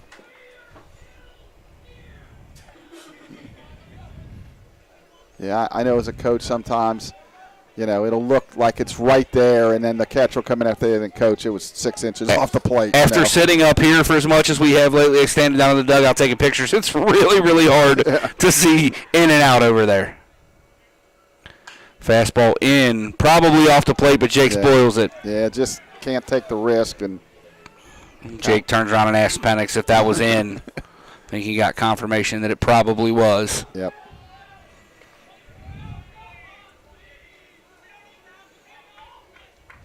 Donnellan, as Kuntz sets up inside again. Ball hit high into left field. The wind's going to push it. It's gone, but foul. Wow. Jake continues to show some power there. We've been saying it since probably his sophomore year. When he hits it, man, it jumps, Chuck. It really does. I remember just seeing that indoors, just watching him hit inside of the field house, And then some of these BP sessions, even you watch him outdoors, before a game when he wasn't starting, like, boy, the ball really comes off his bat. Donnellan misses in. Really good at bat. Great at bat by Sanders. And when you're swinging it as well as Jake is, it's kind of hard to take those close pitches and take walks and put it on the next guy. But Sean Moore doubled in his last at bat, so Sanders could easily score from first. Coach Craddock's out with his card in hand. Maybe a sub coming. We'll step away for this mound visit, and if there's a sub, bring you the change on the other side of the break here on the MSJ Sports Network.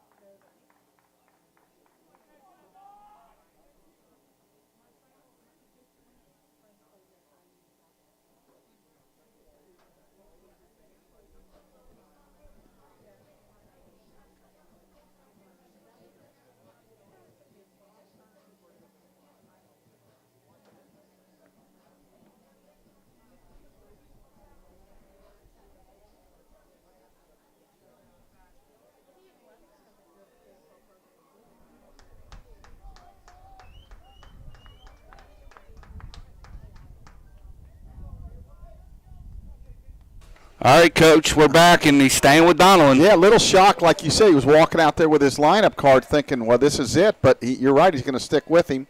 So we'll see if Jake can maybe get a jump here, try to get in scoring position with 2 outs. As you mentioned, he's pretty quick to the plate. So we'll see what the Lions do. Moore stepping in. He had a 2-run double in his last at bat to right center. Calhoun playing quite a bit deeper now. Yeah, as I meant, he's got some power. Hit hard into center. On his Chambers, makes the running catch. Another atom ball for the Lions, Chuck. Another ball hit really hard right at somebody. Yep, that is baseball. Yep. Here on the MSJ Sports Network, we're heading to the 7th. Lions trail by 1.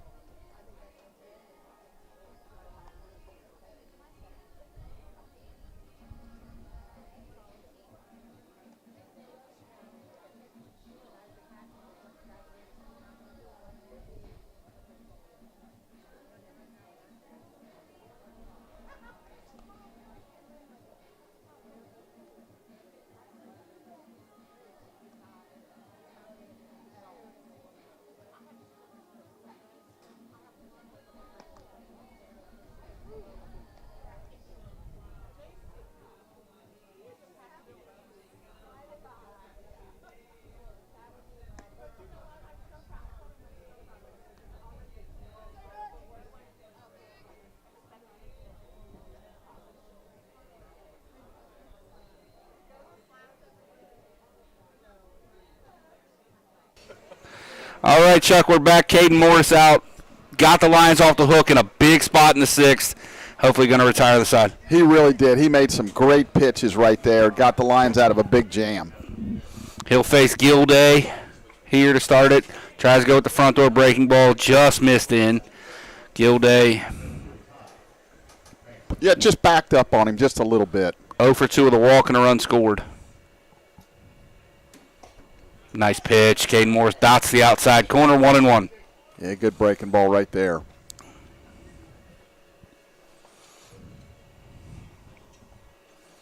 Lions continue to play straight up defensively as Morris pulls his fastball, taps himself on the head. He knew he struggled with his release point on that one.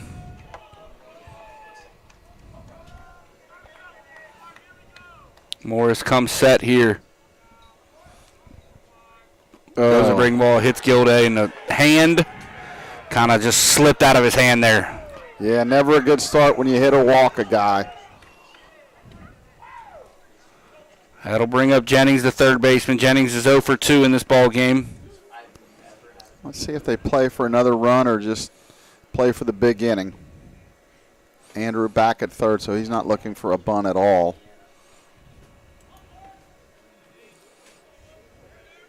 Morris comes set, picks at first. Gilday back in safely. Yeah, sometimes you do that not only to try to keep the runner close, but to see if the batter will square and give himself away. Gilday yet to attempt a stolen base on the year.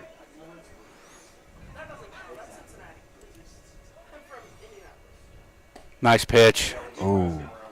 Had to be up, I guess. Yeah, maybe just a little high. And he's having a great game. He's consistent. I just don't understand how the belt strike zone is not called anymore. Morris misses down. 2-0.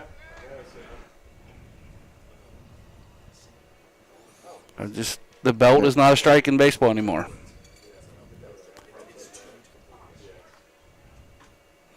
Three and 0. Yeah. Morris has lost it here. Yep. You can step off the mound, take a big deep breath because you cannot afford another free pass here. Couple in the softball game when we fell behind 3-0 3 or 4 times and came back to get the hitter. So wise move here by the senior Herbers to go out and talk to his fellow senior Morris. Kind of break up the rhythm a little bit, give him a second. Probably not a lot of technical talk going on out there, but it's more of a breather for his pitcher. For sure. Speaking of the Lady Lions, they did sweep Asbury yesterday. Was down 4-0 in the first game.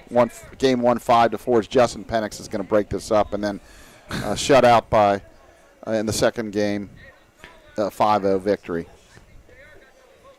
It's interesting to see how quickly Justin Penix goes out and breaks it up versus what we had over the weekend. Oh, it's crazy. Or especially that Monday series with Franklin. It took so long for Lance to get out there, and then he got an extra 10, 15 seconds before the umpire went out and broke it up. And he walked him on straight pitches. Who's throwing down there? Looks like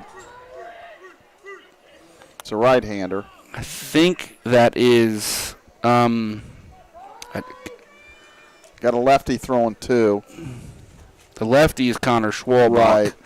The righty is, as soon as I see the name, I'll be like, that was stupid for not recognizing it. I believe it's Ian Bush. Okay. Big spot here with Battle Up, who swung the bat really well today. But you still got to look for a potential bunt. I think they're going to make the move here as Bush has already moved off the line or off the mound. So we'll step away here and bring you a pitching change here on the MSJ Sports Network.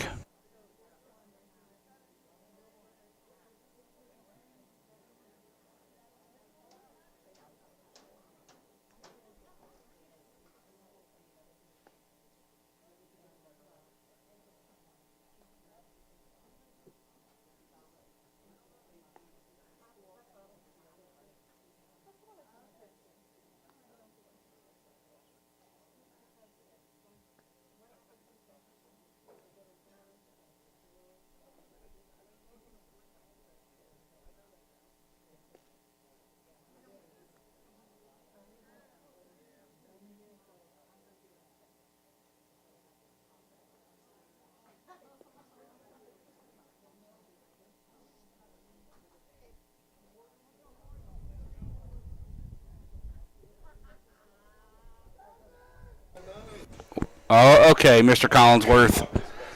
You're doing a little much back there, big fella. They're going to stay with Morris here, Chuck. Yeah, we'll see what Wilmington does here. Swinging about well, but I'm expecting them to bunt to try to get a couple runners in scoring position.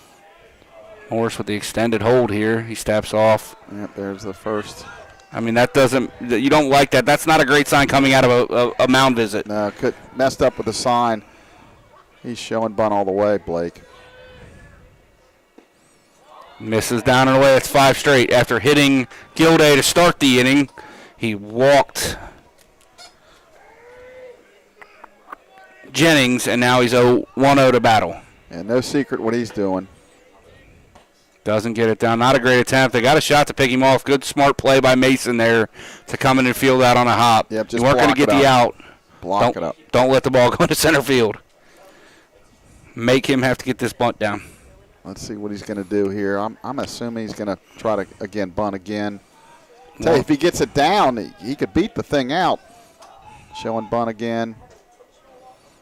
That's Popped pop it up. foul, so does not execute it. I would assume he's swinging away here with 2 strikes. This But you never know. has to become a big out. Has to become a strikeout or a rollover here, Chuck. Coach Craddock, old-time coach here, and maybe one of them guys that, I did this every once. You get stubborn, like, hey, we're going to get this thing down come heck or high water. Does the bunting ability of the batter matter for you in that spot, though? Well, it should, for sure. And he's not showing bunt, so he's going to swing away. Morris misses up, evens the count 2-2. Yeah, if you're asking somebody to do it that's not capable of doing it, then as a coach, that's on you. Right. That if you want to bunt down and you can't do it, you got to pinch hit then.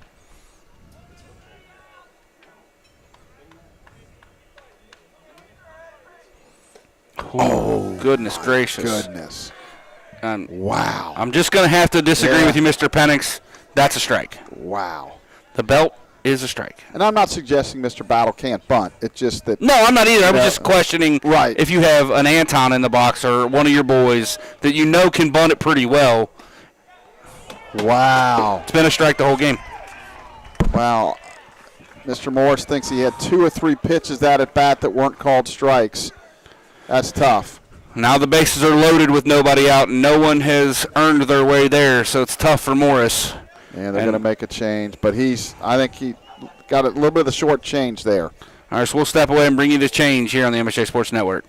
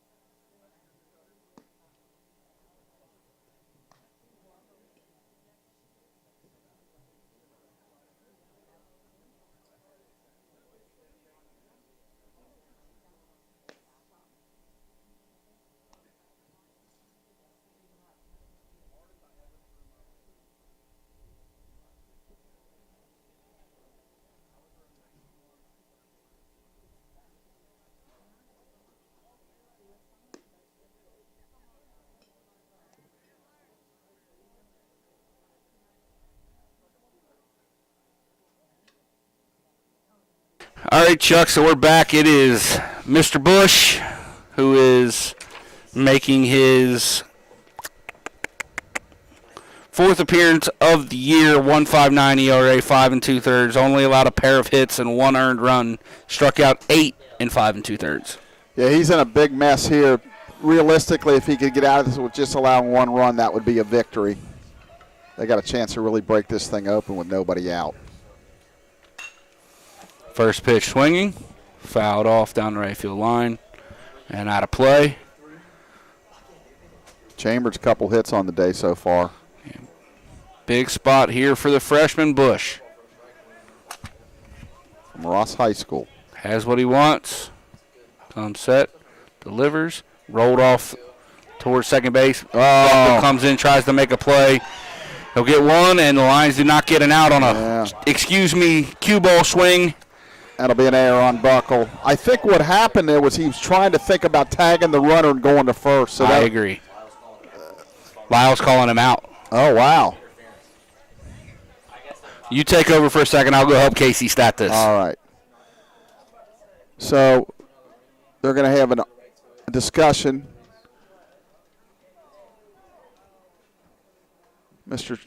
Lyle Travis is talking to Barry Craddock, the Wilmington head coach. So the bases will remain loaded with 1 out, so that's a huge call.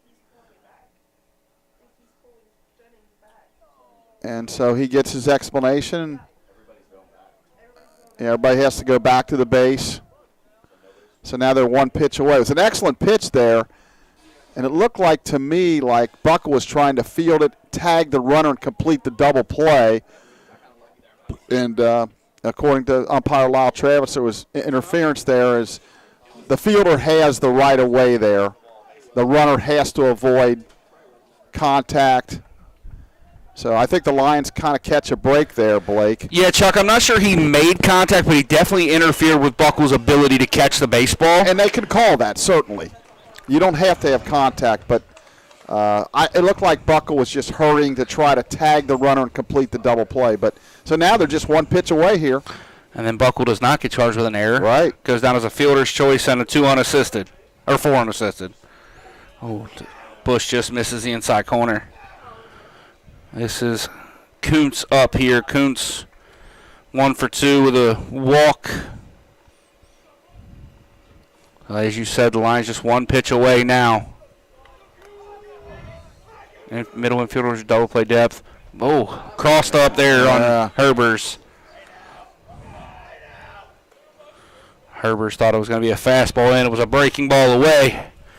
Lions catch another break there as that ball did not get to the backstop. Yeah, Tyler's made some kind of miraculous, almost hockey goalie saves tonight. Big pitch coming 2-1 to count from Bush to the Wilmington backstop. Kuntz. Bush comes to the plate, fastball buried at the knees. Good pitch there. That's the kind of pitch you want to see if you're trying to get a rollover. We got an umpire guru in the room here, Rick Reynolds, so we got any controversial calls. He might have just saw that one. Did you see that one?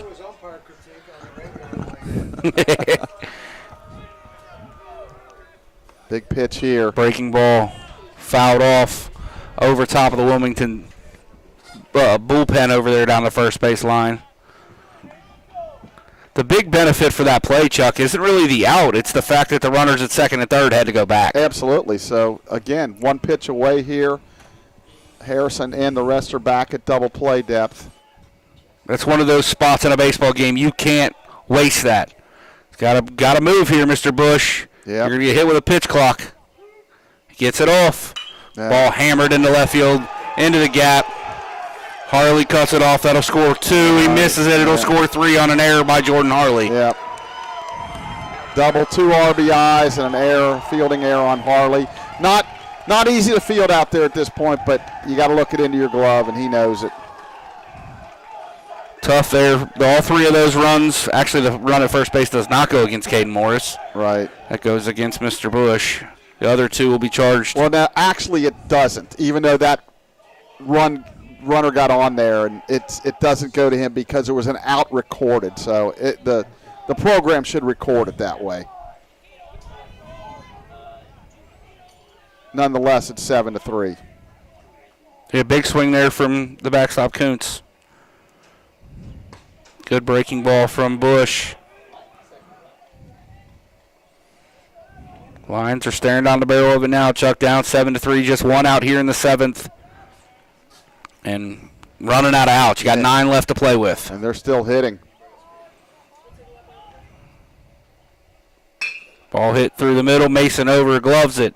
Up cleanly, throws it across, gets the out. The runner advances 90 feet to third base. The Lions are an out away from getting out of here. So that last run will be earned now because he would have scored on that ground ball from third.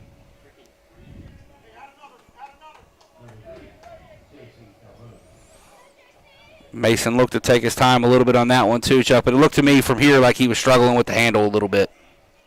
Yeah, Ethan, he definitely takes his time. There's no doubt about that. He'll show off the arm a little bit, but he just, in my opinion, takes a little bit too much time. Wilmington has turned the lineup over again here. J.C. Calhoun, the leadoff hitter, back in there. And the first pitch missed, so he's ahead in the count.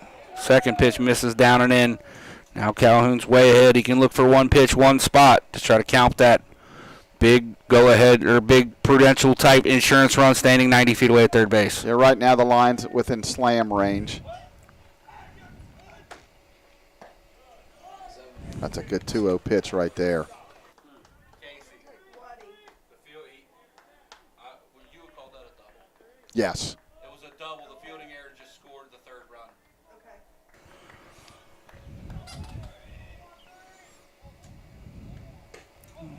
Goes to the slow breaking ball, misses up, 3-1.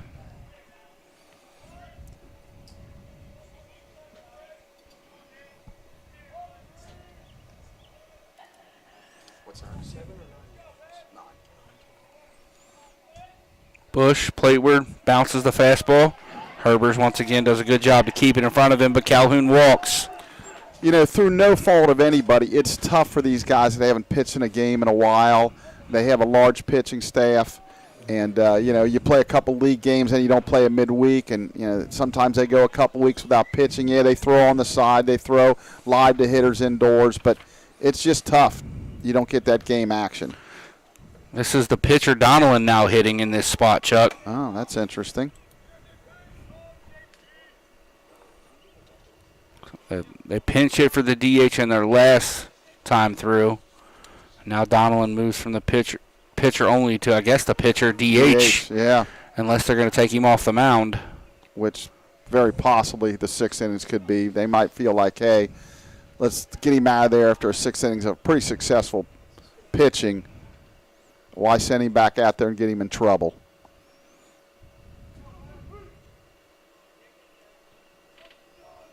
Pretty good lead at first.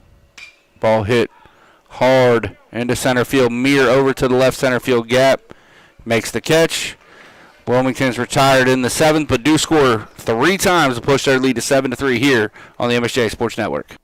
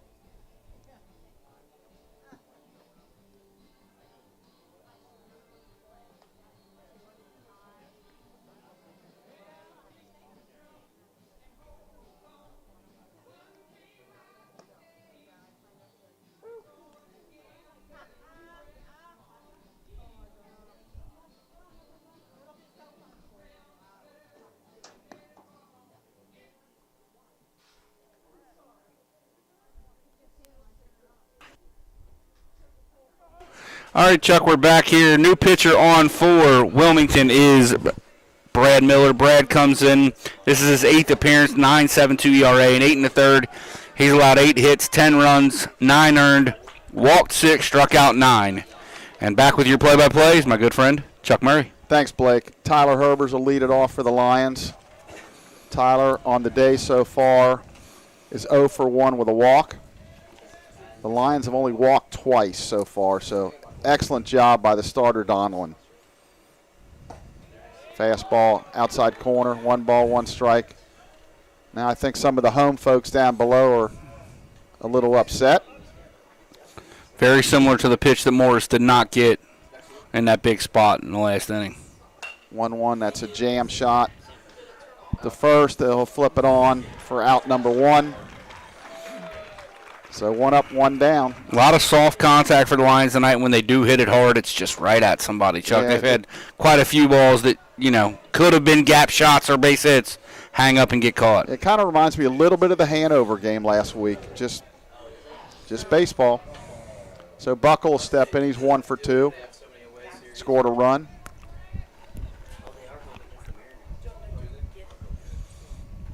That swung on and hit the center field. Back on it now to make the catch is the center fielder, Chambers. He kind of looked like he might have lost it in the lights a little bit, but he was able to retrack it and make the catch for out number 2. So quickly, 2 up and 2 down. That'll bring up Anton Meir. Anton's 1 for 3 with a bunt single, extended his school record hitting streak to 23. Kind of a big play in that game, too, was it looked like he was trying to steal a base, never really could do it, and then Harley hit the ball up the middle that probably would have been a hit. That ball's high. He was leaning a couple times. They picked, and he was almost picked off, and I guess he just got a little conservative there. So Kind of reminding you, like you said, a lot of the second Hanover game where the bats just are quiet for the Yeah. Lions. It's they can't string anything together. They get a base runner here or there, and it seems like any rally they've had starts with 2 outs, and that's tough. And it's been kind of 2 up, 2 down real quick like. Miller like Donlin working fast. Delivers, that's bounced the third. High hopper, and it's kicked around. I think that'll be an error on the third baseman. It's a tough error because he's leaping up to make the play, but if he comes down with it cleanly, he's definitely got Mason out. Yeah, I think. Or Meir. Yeah, it hit kind of right in the middle of his glove. And Anton's already got his hit for this game, so we're good there. So that'll bring up Jordan Harley, who's 0 for 3 with an RBI ground out. Now down 4, you wouldn't expect him to go, but again, if the high leg kick is there, I say take it if you can. We'll see what Miller does. Wilmington playing the middle infield back, not expecting Anton to go anywhere. And he's got a slide step. That's a foul ball off. Glad I moved my trucks. It's right where Jordan just hit that ball is where it used to be. Yeah, like I said, I was at Prasco Park a few years ago and came out after the game and saw my windshield was broke, so shattered all over the place. No balls, 1 strike. Pitch that swung on and fouled down the left field line. Kind of one of those, I'm one of those people, if it wasn't for bad luck, I'd have no luck at all. Continue to watch Harley kind of fall away on that swing, Chuck, as we talked about earlier. Yeah, he just doesn't look the same as he did, in Florida and a week or so back. 0-2. That's high, ball 1. 1 ball, 2 strikes. Catcher Coons was calling for Miller to step off. Miller didn't see him.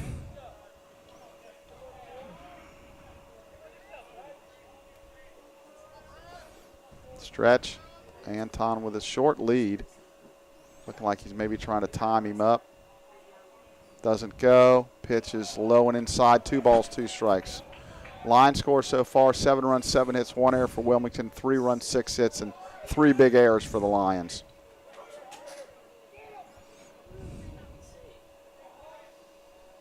But Wilmington really, Blake, they've got the key hits when needed. Yeah, the big spot. In the last inning, the double into the left center field gap that Harley couldn't handle. They scored 3. That's outside, ball 3. So the count runs full, and Meir will get an early start from first. Maybe a ball in the gap he can score on, try to cut into this lead. If not, let's get a walk and get Harry up there with a couple guys on base. Full count. They'll play behind him, which is smart. Runner goes, pitches down, and then ball 4. So he does draw the 2-out walk. And that will bring up Andrew Harrison with a chance to do some damage here with Ethan Mason on deck. Miller's 6 walks coming in and just 8 1/3, so not a huge problem, but has walked his fair share. Yeah, absolutely. That's not a percentage you'd like. Again, almost a batter an inning. Yeah, almost. It's a small sample, but you're right. You do have to pay attention to that if you're the line coaching staff, relaying that to your hitters. I know Coach Newman posts the other team's stats on the wall so they can see that. That's outside ball 1. So Andrew's the type of guy that is patient. He won't get himself out. You'll have to get him out. And as you said, the Lions are in slam range, so if Harry gets on here, it'd be a good time for Mason to get going. Yep. Yeah, Ethan with only 1 home run on the year. He's due to have another one here soon. 1-0. That's low and out. Oh! Thought that was a little outside, but got the called strike. 1 ball, 1 strike.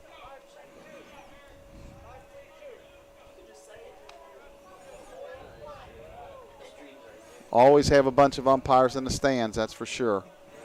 1 ball, 1 strike. Pitch. That's jammed to third. He'll just tag the base himself. That'll end the inning. So the Lions threaten, do not score. They leave a couple on. We're through 7 complete. We trail 7-3 on the Mount St. Joe Sports Network.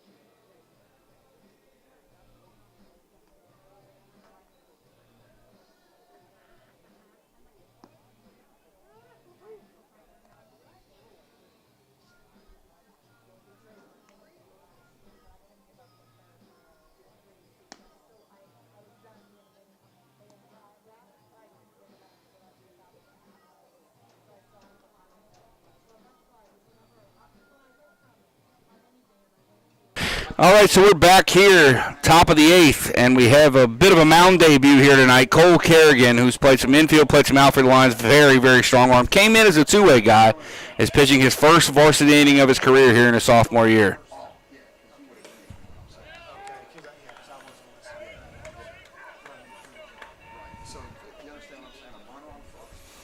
.82-mile-an-hour fastball misses up and away. Fastball again, outside corner, swung at by Donnellan. So fouled off, 1-1 the count.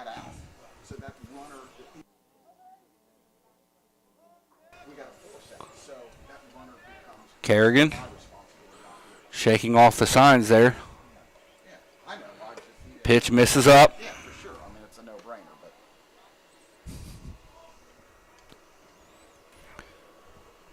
2-1 the count for Kerrigan.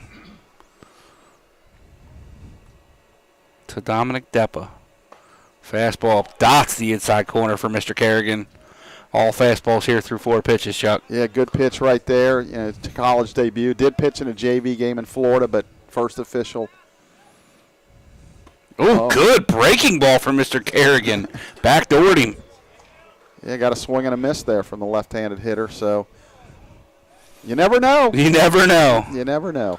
Kerrigan, I think, still profiles to be somebody the Lions rely on as a position player at some point in his career. Struggled a little bit with the bat. Trying to find a way for him to help this team. Yeah, very athletic. I mean, you look at his body. I mean, just tall and thin and good build. It's easy mechanics right now for a guy that hasn't pitched in a game either. Fastball outside corner. Gets a swing and a miss, yeah. I will say that, he played some last year, and then he started out this year, struggled a little bit. Obviously, Jake Sanders has won that right field job. Fastball beats Gilday on the inside corner. So they didn't do him any favors facing 3, 4, 5 of the Wilmington lineup in his first college outing. Fastball up. Throws it right by Gilday for the strikeout. 2 up, 2 down. And that's not an easy take. 87 for Cole Kerrigan on that one. And the thing is, let's face it, Mears a senior, Sanders is a senior, so chances are he's got a good chance to get back out there next year. But in the meantime, any way to help the ball club, and I like the fact that he's willing to do it, and so far, so good. As I said before, he came in as a two-way guy. Nice breaking ball. That's really good, Chuck. Yeah, he's looking like a seasoned veteran right now. He looks like he might get a couple of more innings on the mound at some point if he throws like this every time. Fastball hit off the end of the bat, rolled over at Martin. A good inning for Cole Kerrigan in his debut. Retires Wilmington's 3, 4, and 5 hitters in order. We head to the bottom of the 8th. Lions trail by 4 here on the MSJ Sports Network.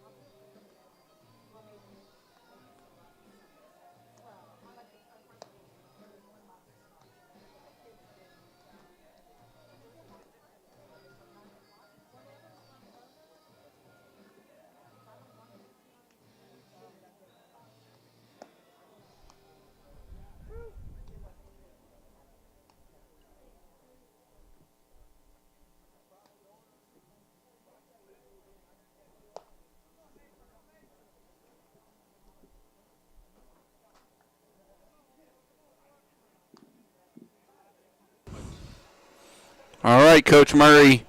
Lions running out of outs here. Got to get going right now. Yeah, need base runners. Ethan like to see him get on anyway here and put a little pressure on Wilmington. Lions still just 6 hits in this ball game, Chuck. Yeah, the Wilmington pitching, they've shut him down. That'll be the 7th. Yep, there we go. Well, again, we talked as a lead. Oh, he bobbles it and left. This is a bad gamble, but he's going to make it. Boy, you're down 4 runs. You better be able to make that. It was close. So that'll be a single and an error on the left fielder, a fielding error on the left fielder.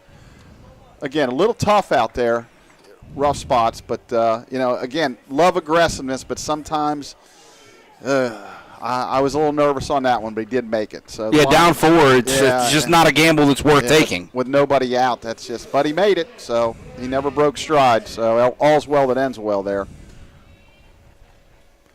Martin, the pitch, that's up and out, ball 1. The other thing, too, is if he's still at first, Brennan's got a big right side to hit it through. Absolutely. So, again, sometimes that can work against you. Now the double play is out of order, so it kind of works both ways. Correct. There. Stretch. Pitch. Ooh. Big swing and a miss. 1 ball, 1 strike. Challenge there from Miller. And we've talked, we only have 7 hits, but we've hit some really atom balls that were hit pretty hard. And boy, looking at the outfield, the center fielder Chambers really playing him to the opposite field. We know he's got some power that way, but he can drive it to right center. He can run for a while. That's bounce foul. Coach Miller got a hand on it, but couldn't quite come up with it clean. So that's why they give you 2 of them, Chuck. Yep, there you go. I always said that. Guys catch it one-handed. As long as you make the play all the time, you're good. But once you drop it, you're going to feel my wrath. You're probably going to hear a word or two from me. 1-2. Nobody out. Mason short lead at second. That swung well. They're playing him perfect. Driven into left center field. Over to make the plays. Chambers, boy, I'll tell you, they played him perfect. Yeah. Drove it to the gap. I did not expect that to work out in their favor, but it definitely did. Brennan hit that one pretty good in the left center field gap. If they're playing straight up, that's probably a double. I would agree, yeah, and especially, he's hit a lot of balls to right center this year. I know you've talked about him being able to drive to left center. He drove it there and just over to make the catch. Another one of them hard-hit balls that just go down as a fly out. So Jake Sanders will step in. Jake's got a hit, and he had a really good at-bat last at-bat to draw a walk. So he's 1 for 2. Pitch, called strike. No balls, 1 strike. Again, Lions running out of time here. Yeah, down to just 5 outs, Chuck. Gotta get something here. Yeah. You want to give yourself a shot in the 9th.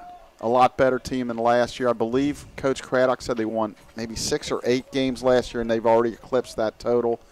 So he's building something special up in Wilmington. We got a couple of really good players. Gilday can really play at first. Yeah. I like the second baseman, Deppa. That's going to be a pass ball right there as Mason will take third. So the Lions with a shot to get one of these back. And I really like the shortstop battle from Roger Bacon. Yeah, I really do too.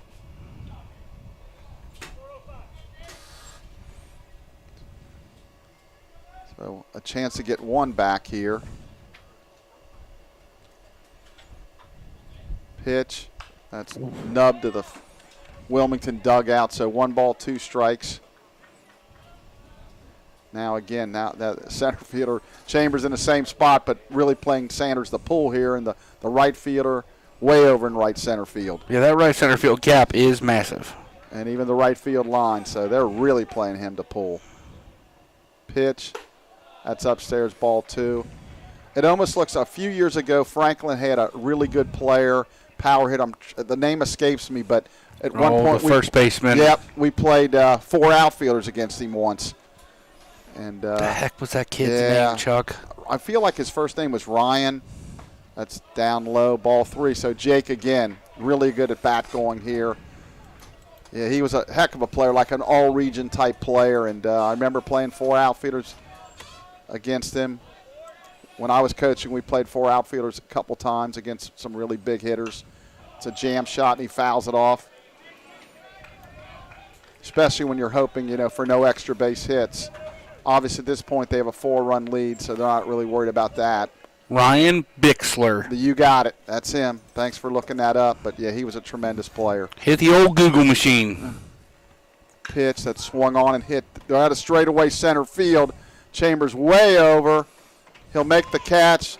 Mason will tag. So that'll be a sacrifice fly for Sanders. That cuts the lead to 7-4. So the Lions get 1 back. They're down to 4 outs, though. That'll bring up Sean Moore. Jake just missed it. Got under it. Hit it good. It. Yep. And if it's 10, 15 feet more to the right, it's probably dropping anyway. Yeah, Chambers ran it looked like about a quarter of a mile to get that, but to his credit, he went over there and really made it a relatively routine catch. Pitch. There's a called strike.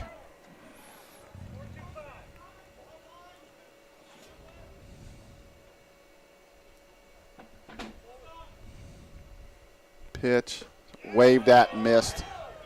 No balls, 2 strikes.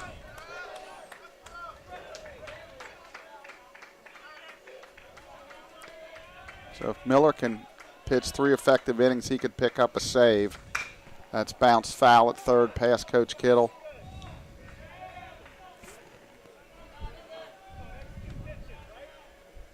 So again, the Lions scheduled for a doubleheader Saturday at Anderson and a single game Sunday, but with the weather forecast, probably will be pushed back.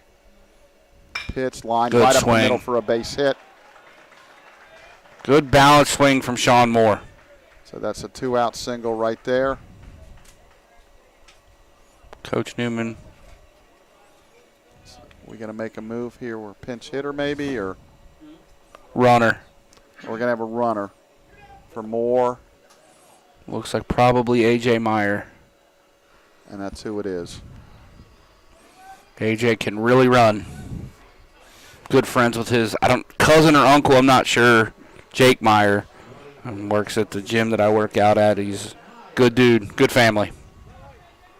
Like you said, good speed. That'll bring up Herbers. And Tyler has got some gap power here, so anything in the gap, he could potentially score from first.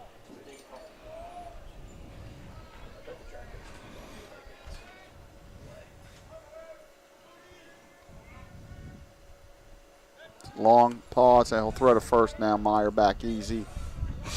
AJ fully capable of stealing this bag. There's just really no reason for it. Yeah, I mean, you'd love to get him in scoring position, but, you know, it's risk-reward type factor here. Pitches, check swing, he held up, ball one low. You know, again, Miller's slide step, he's pretty quick to the plate. Especially for a big kid. Yeah, really a little surprising. When Mason got to second, he went to a kind of a big leg kick knowing he probably wouldn't steal third, but, boy, the mound of the plate, he's pretty quick. I need to get us a stopwatch for up here, Chuck. Yeah, actually, I think I might have one in my backpack somewhere. I'll have to pull it out at some point. We need to start just remembering to get it out just in case. Yeah. We always ask that question, and then I got to go to the phone stopwatch, and it's just not as accurate. Yeah, well, as an old coach, I still carry those stopwatches, just haven't pulled it out in a while. I had a whistle hanging from the mirror in my car for years. 1 ball, 1 strike. He's going to throw to first. Again, Meyer back very easy.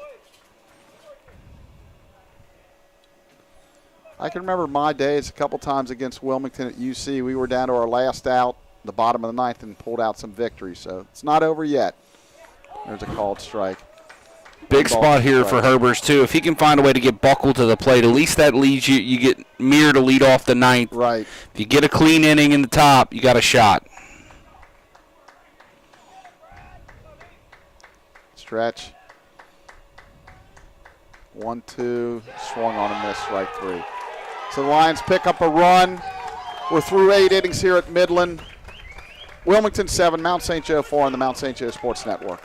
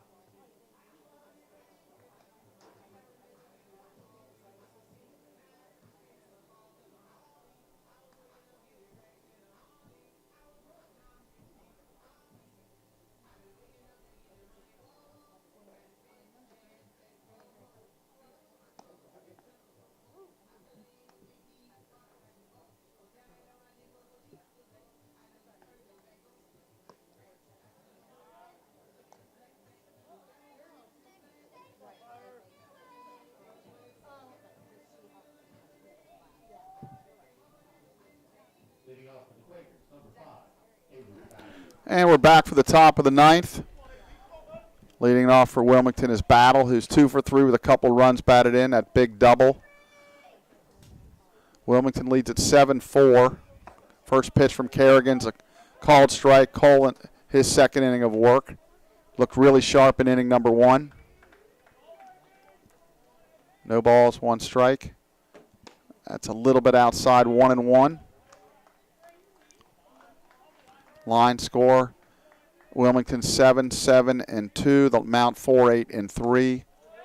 Just missed down low. 2 balls, 1 strike. The Lions in the 9th will have Buckle, then Meir and Harley, and hopefully a lot more than that.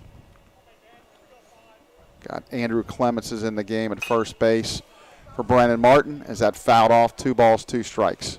Chuck Cole's been impressive, man. He really has been throwing strikes.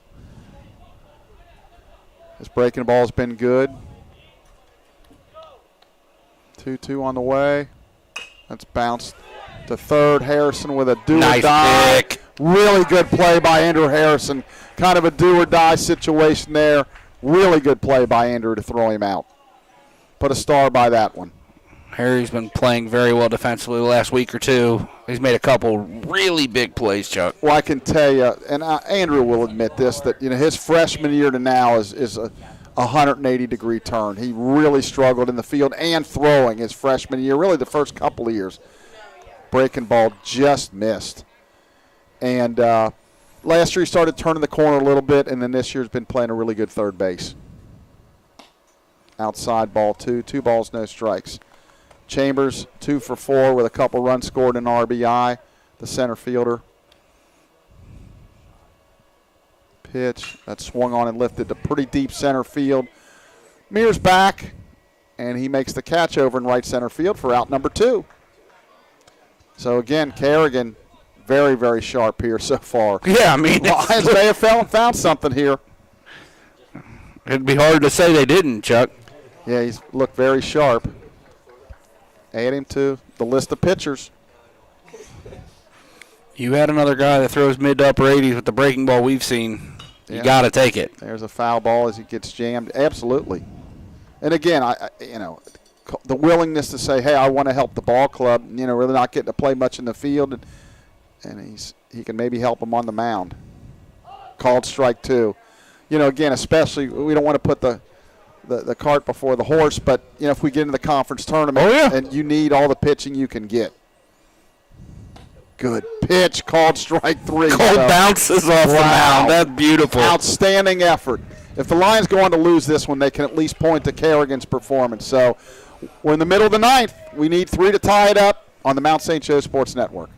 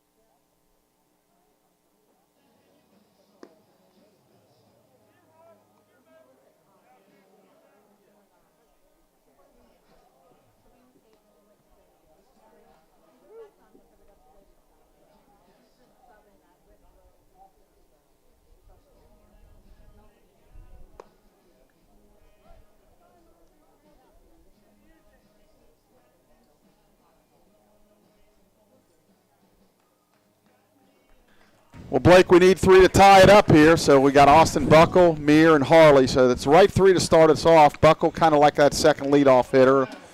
And if you can get these 3 on base, man, it changes the game completely. A lot of speed in 9, 1, and 2. Give yourself a shot. Yeah, this is a big hitter right here, the leadoff hitter. Called strike 1, no balls, 1 strike. Fastball just poured it right in there.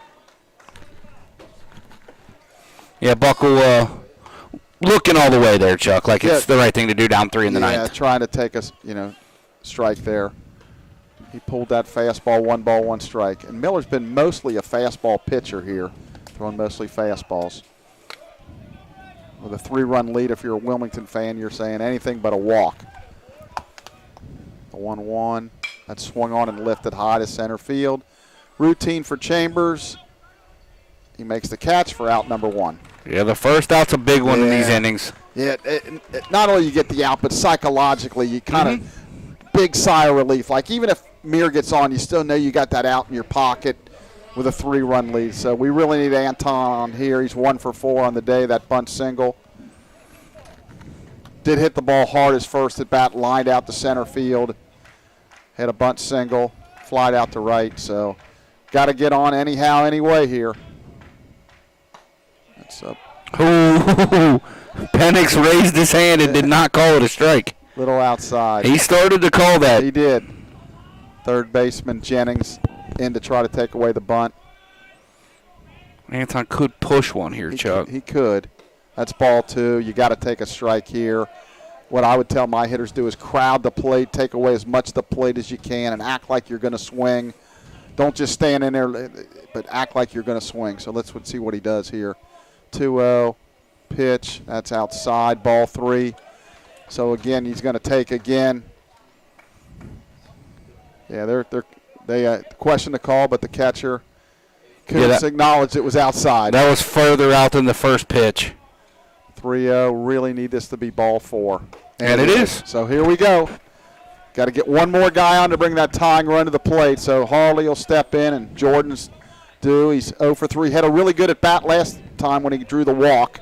Does have an RBI ground out, so be a good time. I wouldn't call it a major slump, but, struggling a little bit the last few games. And we're used to him getting 2 and 3 hits a game. Yeah, like you said, not going to hit 560 all year. Yeah, that's not going to happen. But it'd be a good spot for a base hit. We'll take a Jordan Harley specially. Pitch. There's a called strike. Looked like he was taken all the way, too. He looked over at Coach Cam right before he walked out, and I think that's what Cam told him. And I think it's the right play. Now, when you get the tying run up, then you let him go because one swing can tie it. But one swing here cannot tie it. Stretch. Pitch. That swung on and missed. Again, looks like he's kind of fallen out of there, Blake. Yeah, he's guessing, too. That pitch was well up. He's just not getting a good read on the pitch early, and that's not a typical Jordan Harley thing. He doesn't swing and miss very much. So put the ball in play. He's got a shot at at any ground ball. Pitch, that's fouled off. Comes right at him. We'll do it all over again. No balls, 2 strikes. In the grand scheme of your season, this game doesn't mean a ton for the Lions, as the HCAC is where they're, Right, that's their focus. Their bread is going to be buttered for the year, but you clearly want to win every game you play. Psychologically, too, it's a big one. It hit him. That's a big break right there. No balls, 2 strikes, so the tying run is going to come to the plate. Boy, that is a huge, huge break right there. And it'll come to the plate in the form of Andrew Harrison, who is very capable of tying this ball game with one swing. Well, he hit one out foul in one of his earlier at-bats. So, boy, what a break there for the Lions on 0-2.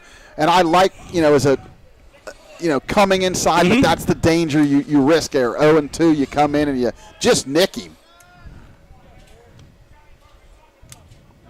Runners take their lead. Again, their runs mean nothing. Andrew at the plate, there's a ball high. So, again, I mentioned last inning, Coach Craddock's going to take a walk the mound. Just to finish my story, at least 2 or 3 times we were down to our last out, scored a couple runs in the bottom of the ninth to beat Wilmington. That was at UC. This is at Midland, but maybe we can have a repeat performance. Wilmington does have a right-hander cranking it up over there, Chuck. Miller is at 46 pitches. I think that's a little low. I think we missed a couple of his pitches earlier, had some statistical difficulties. This is probably upwards of 50 for a reliever. That's not a small number. Yeah, unless he's kind of like one of them longer guys. Like Jackson Bucks is for us, yeah. Exactly. So, boy, Harry with a 1-0 count. I would think he's hacking if he gets a good pitch. And yeah, you're looking for a pitch you can do damage with. Now, the other thing that they're playing Harry to pull even more than they did earlier, if he sees a pitch on the outside that he can drop in that right field corner, and these guys will run for days with Mir and Harley on in front of him. And Harry runs really well at the plate. He does. It's an easy triple if he hits it in that right field corner. Yeah, Calhoun's over in right center. And, again, Chambers way over in left center. Almost look like a four-man outfield for softball, Yep. except there's only 3 out there. Yeah, they're playing left field, left center, and right center right now. Yep. Pitch. That's outside. Ball 2. 2 balls, no strikes. Miller wanted that one, but it's a ball. Yeah, a little frustrated, but it is outside. And to be fair, we had a couple really close pitches we didn't get when Houston was on the mound. And then Morris, too.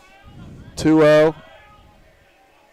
Muir with a very short lead. Oh, it did hit him. There goes Harry again with the hit by pitch. So the tying run is on first. The winning run is at the plate and Ethan Mason. So, boy, would this be a good time to hit that second home run of the year. Yeah, Ethan is still, I think he hit the furthest ball I've ever seen hit at Xavier that day. That ball that was 3/4 of the way up the netting in left field was killed. I see him turn on one. Ethan's got great quick twitch, man. You try to challenge him inside, he could spin on it and hit it a long way. They're again playing him to pull. Pitch way outside. Good job by Kuntz there to keep it in front. 1 ball, no strikes. 1 run doesn't mean anything, but finding a way to get Harry to second base with 1 out is huge. Yeah, again, no chances, but you're 100% right to get that tying run in scoring position. On deck, Andrew Clements. Wind in the pitch. That's down low, ball 2. Miller has lost the field of strike zone. He's out. Yeah, He's Coach done. Paddock's gonna yank him here. It's got to with his second visit. So we'll be back to give you the change in a minute.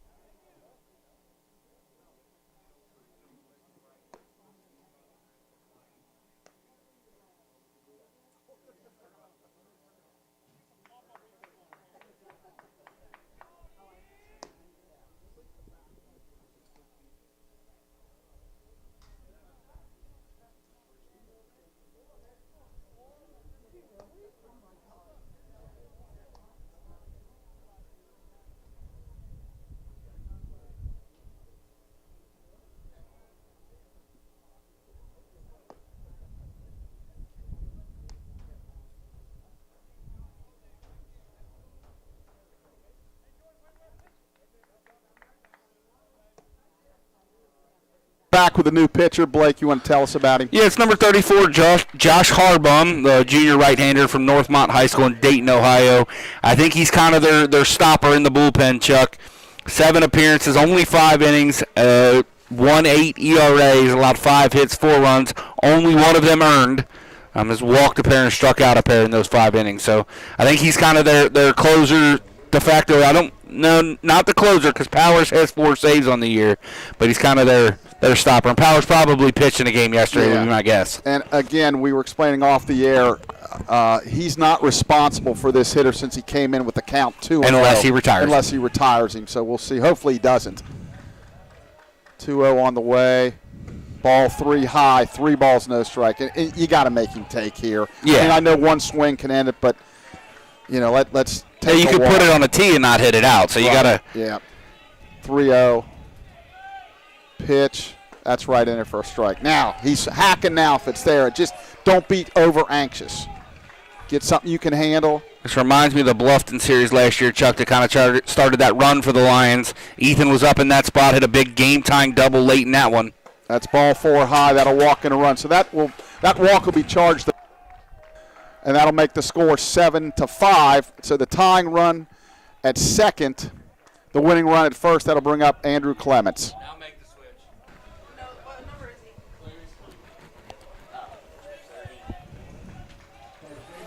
So Clements getting his first at bat of the ball game here, Chuck, in a big spot. Yeah, chance for Andrew to play a hero role here if he can. On deck is the hot-hitting Jake Sanders. Any base hit should tie this ball game. Stretch. Curveball stays up. 1 ball, no strikes. I'm having flashbacks, Blake. I'm having flashbacks.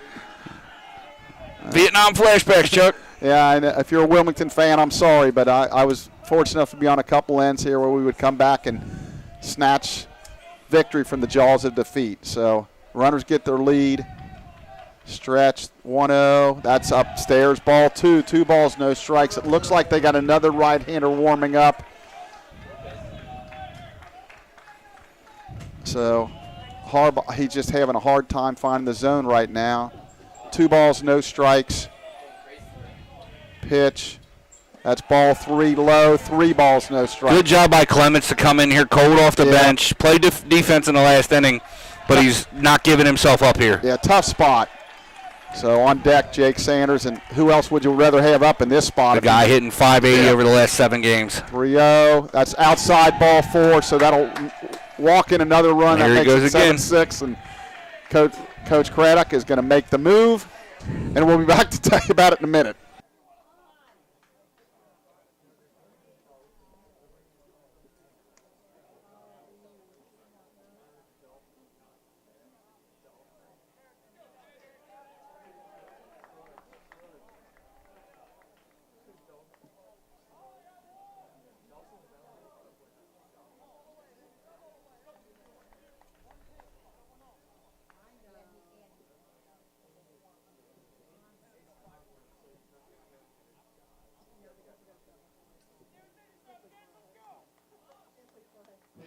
Wilmington, number 9, Braden Kissler.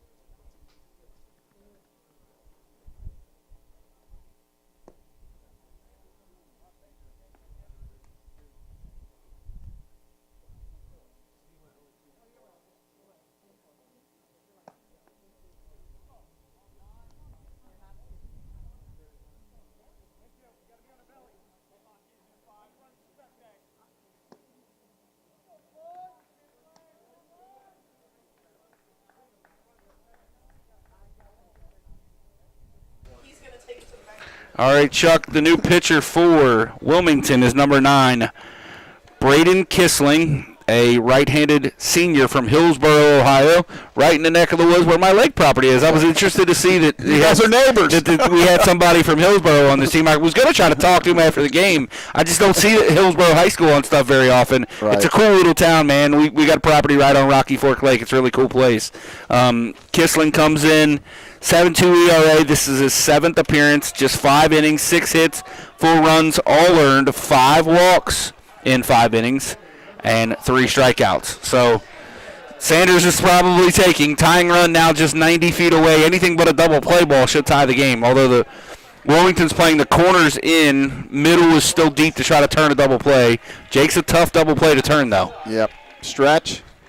Pitch to Sanders. That's down low, ball 1. You mentioned those statistics, 5 walks in about 5 innings. So Coach Craddock just looking for somebody to throw strikes. I mean, he doesn't want it to be batting practice, but and gosh, Chambers way over in left center field. 1-0. That's Hammered. on foul. Hammered. But again, if you're Wilmington, clearly you don't like to see a hard line drive, but you got a chance if he hits it. It's better than walking a guy, you for sure. Can't keep walking guys. So. I thought they had another pitcher up and throwing, but that looks like it's just Miller standing on top of the mound over there. So this is it. Mr. Kissling's game. 1-1. That's inside, ball 2. 2 balls, 1 strike. Good take there from Sanders. Yeah, pretty good pitch, too. Just missed in. On deck is Sean Moore, who's got a couple of base hits. Actually, they pinch ran for him, so they'll have to have a pinch hitter. Devin Perry standing in the on-deck circle. Pitch. That's low, ball 3. 3 balls, 1 strike. So Jake's in a great spot here. If it's there, he's swinging for me, but just got to make sure he basically gets a right pitch in the right spot. Yeah, you're looking for one pitch, one spot that you know you can do damage with. 3-1. Oh, swung at ball 4 and popped it up. That's infield fly. The batter's automatically out. Boy, Jake really let him off the hook, and he knows it. Again, I go back to, you're over anxious. So Devin Perry is going to hit in the designated hitter position. We've talked a lot about Sanders throughout this game, especially in this run, man. He's been so disciplined at the plate. It's hard to see him get himself out there on a tough pitch up in the zone that would have been ball 4 and tied the ball game. So Devin Perry, who really doesn't get to play that much, but is going to pinch hit. Tough spot for him, but a left-handed hitter against a right-handed pitcher. He's got a chance to be a hero here. Stretch in the pitch. That's a ball in the dirt. Nice block by the catcher. Kuntz to save the tying run. So tying run, Harrison on third. The winning run, Mason on second.